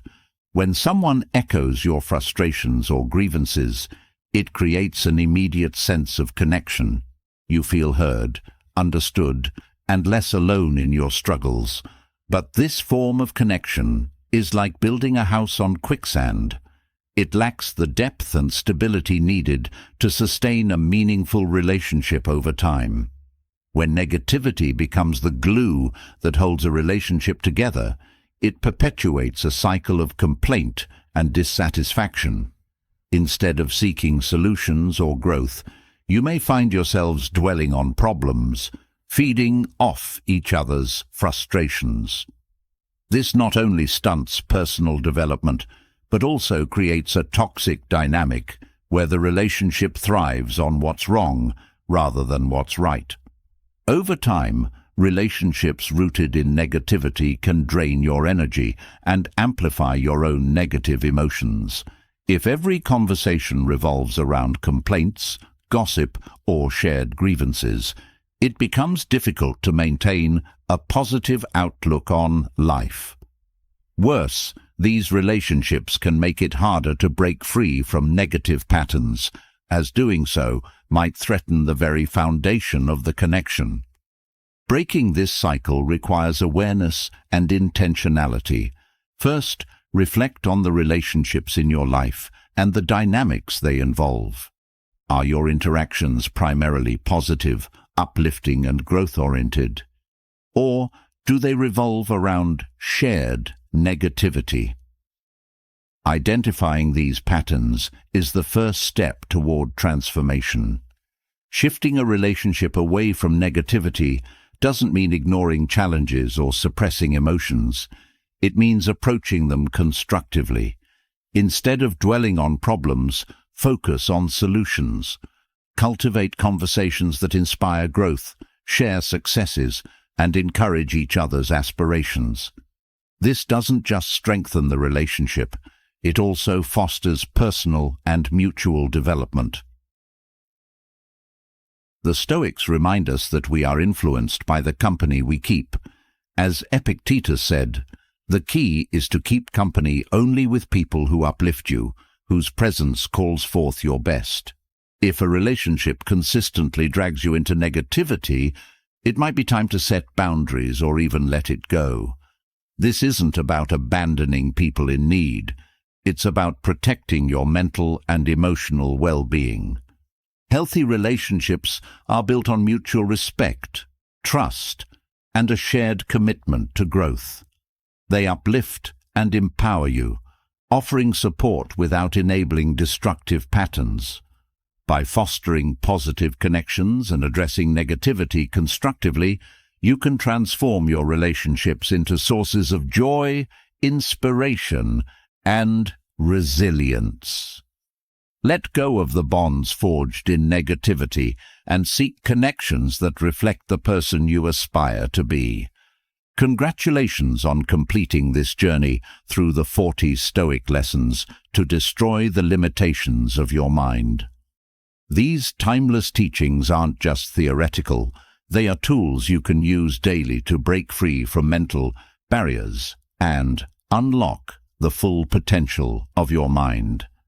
Whether it's mastering your emotions, embracing discomfort, or detaching from negativity, these lessons are your guide to living with clarity, resilience, and purpose. Remember, Stoicism isn't about being perfect. It's about progress. Each step you take toward aligning your thoughts and actions with these principles is a victory in itself. So take a deep breath, reflect on what resonated most with you, and start applying these lessons today. Now, I'd love to hear from you. Which Stoic lesson resonated the most with you, and why? Or is there a specific area in your life where these teachings could make a profound difference? Share your thoughts in the comments below. Your insights might just inspire someone else on their journey. And before you go, if you found value in this video, don't forget to hit the subscribe button and turn on notifications. That way, you'll never miss more transformative content like this. Together, let's continue exploring the wisdom of Stoicism and taking steps toward a life of strength and fulfillment. See you in the next video. Stay grounded, stay resilient, and as always, keep mastering your mind.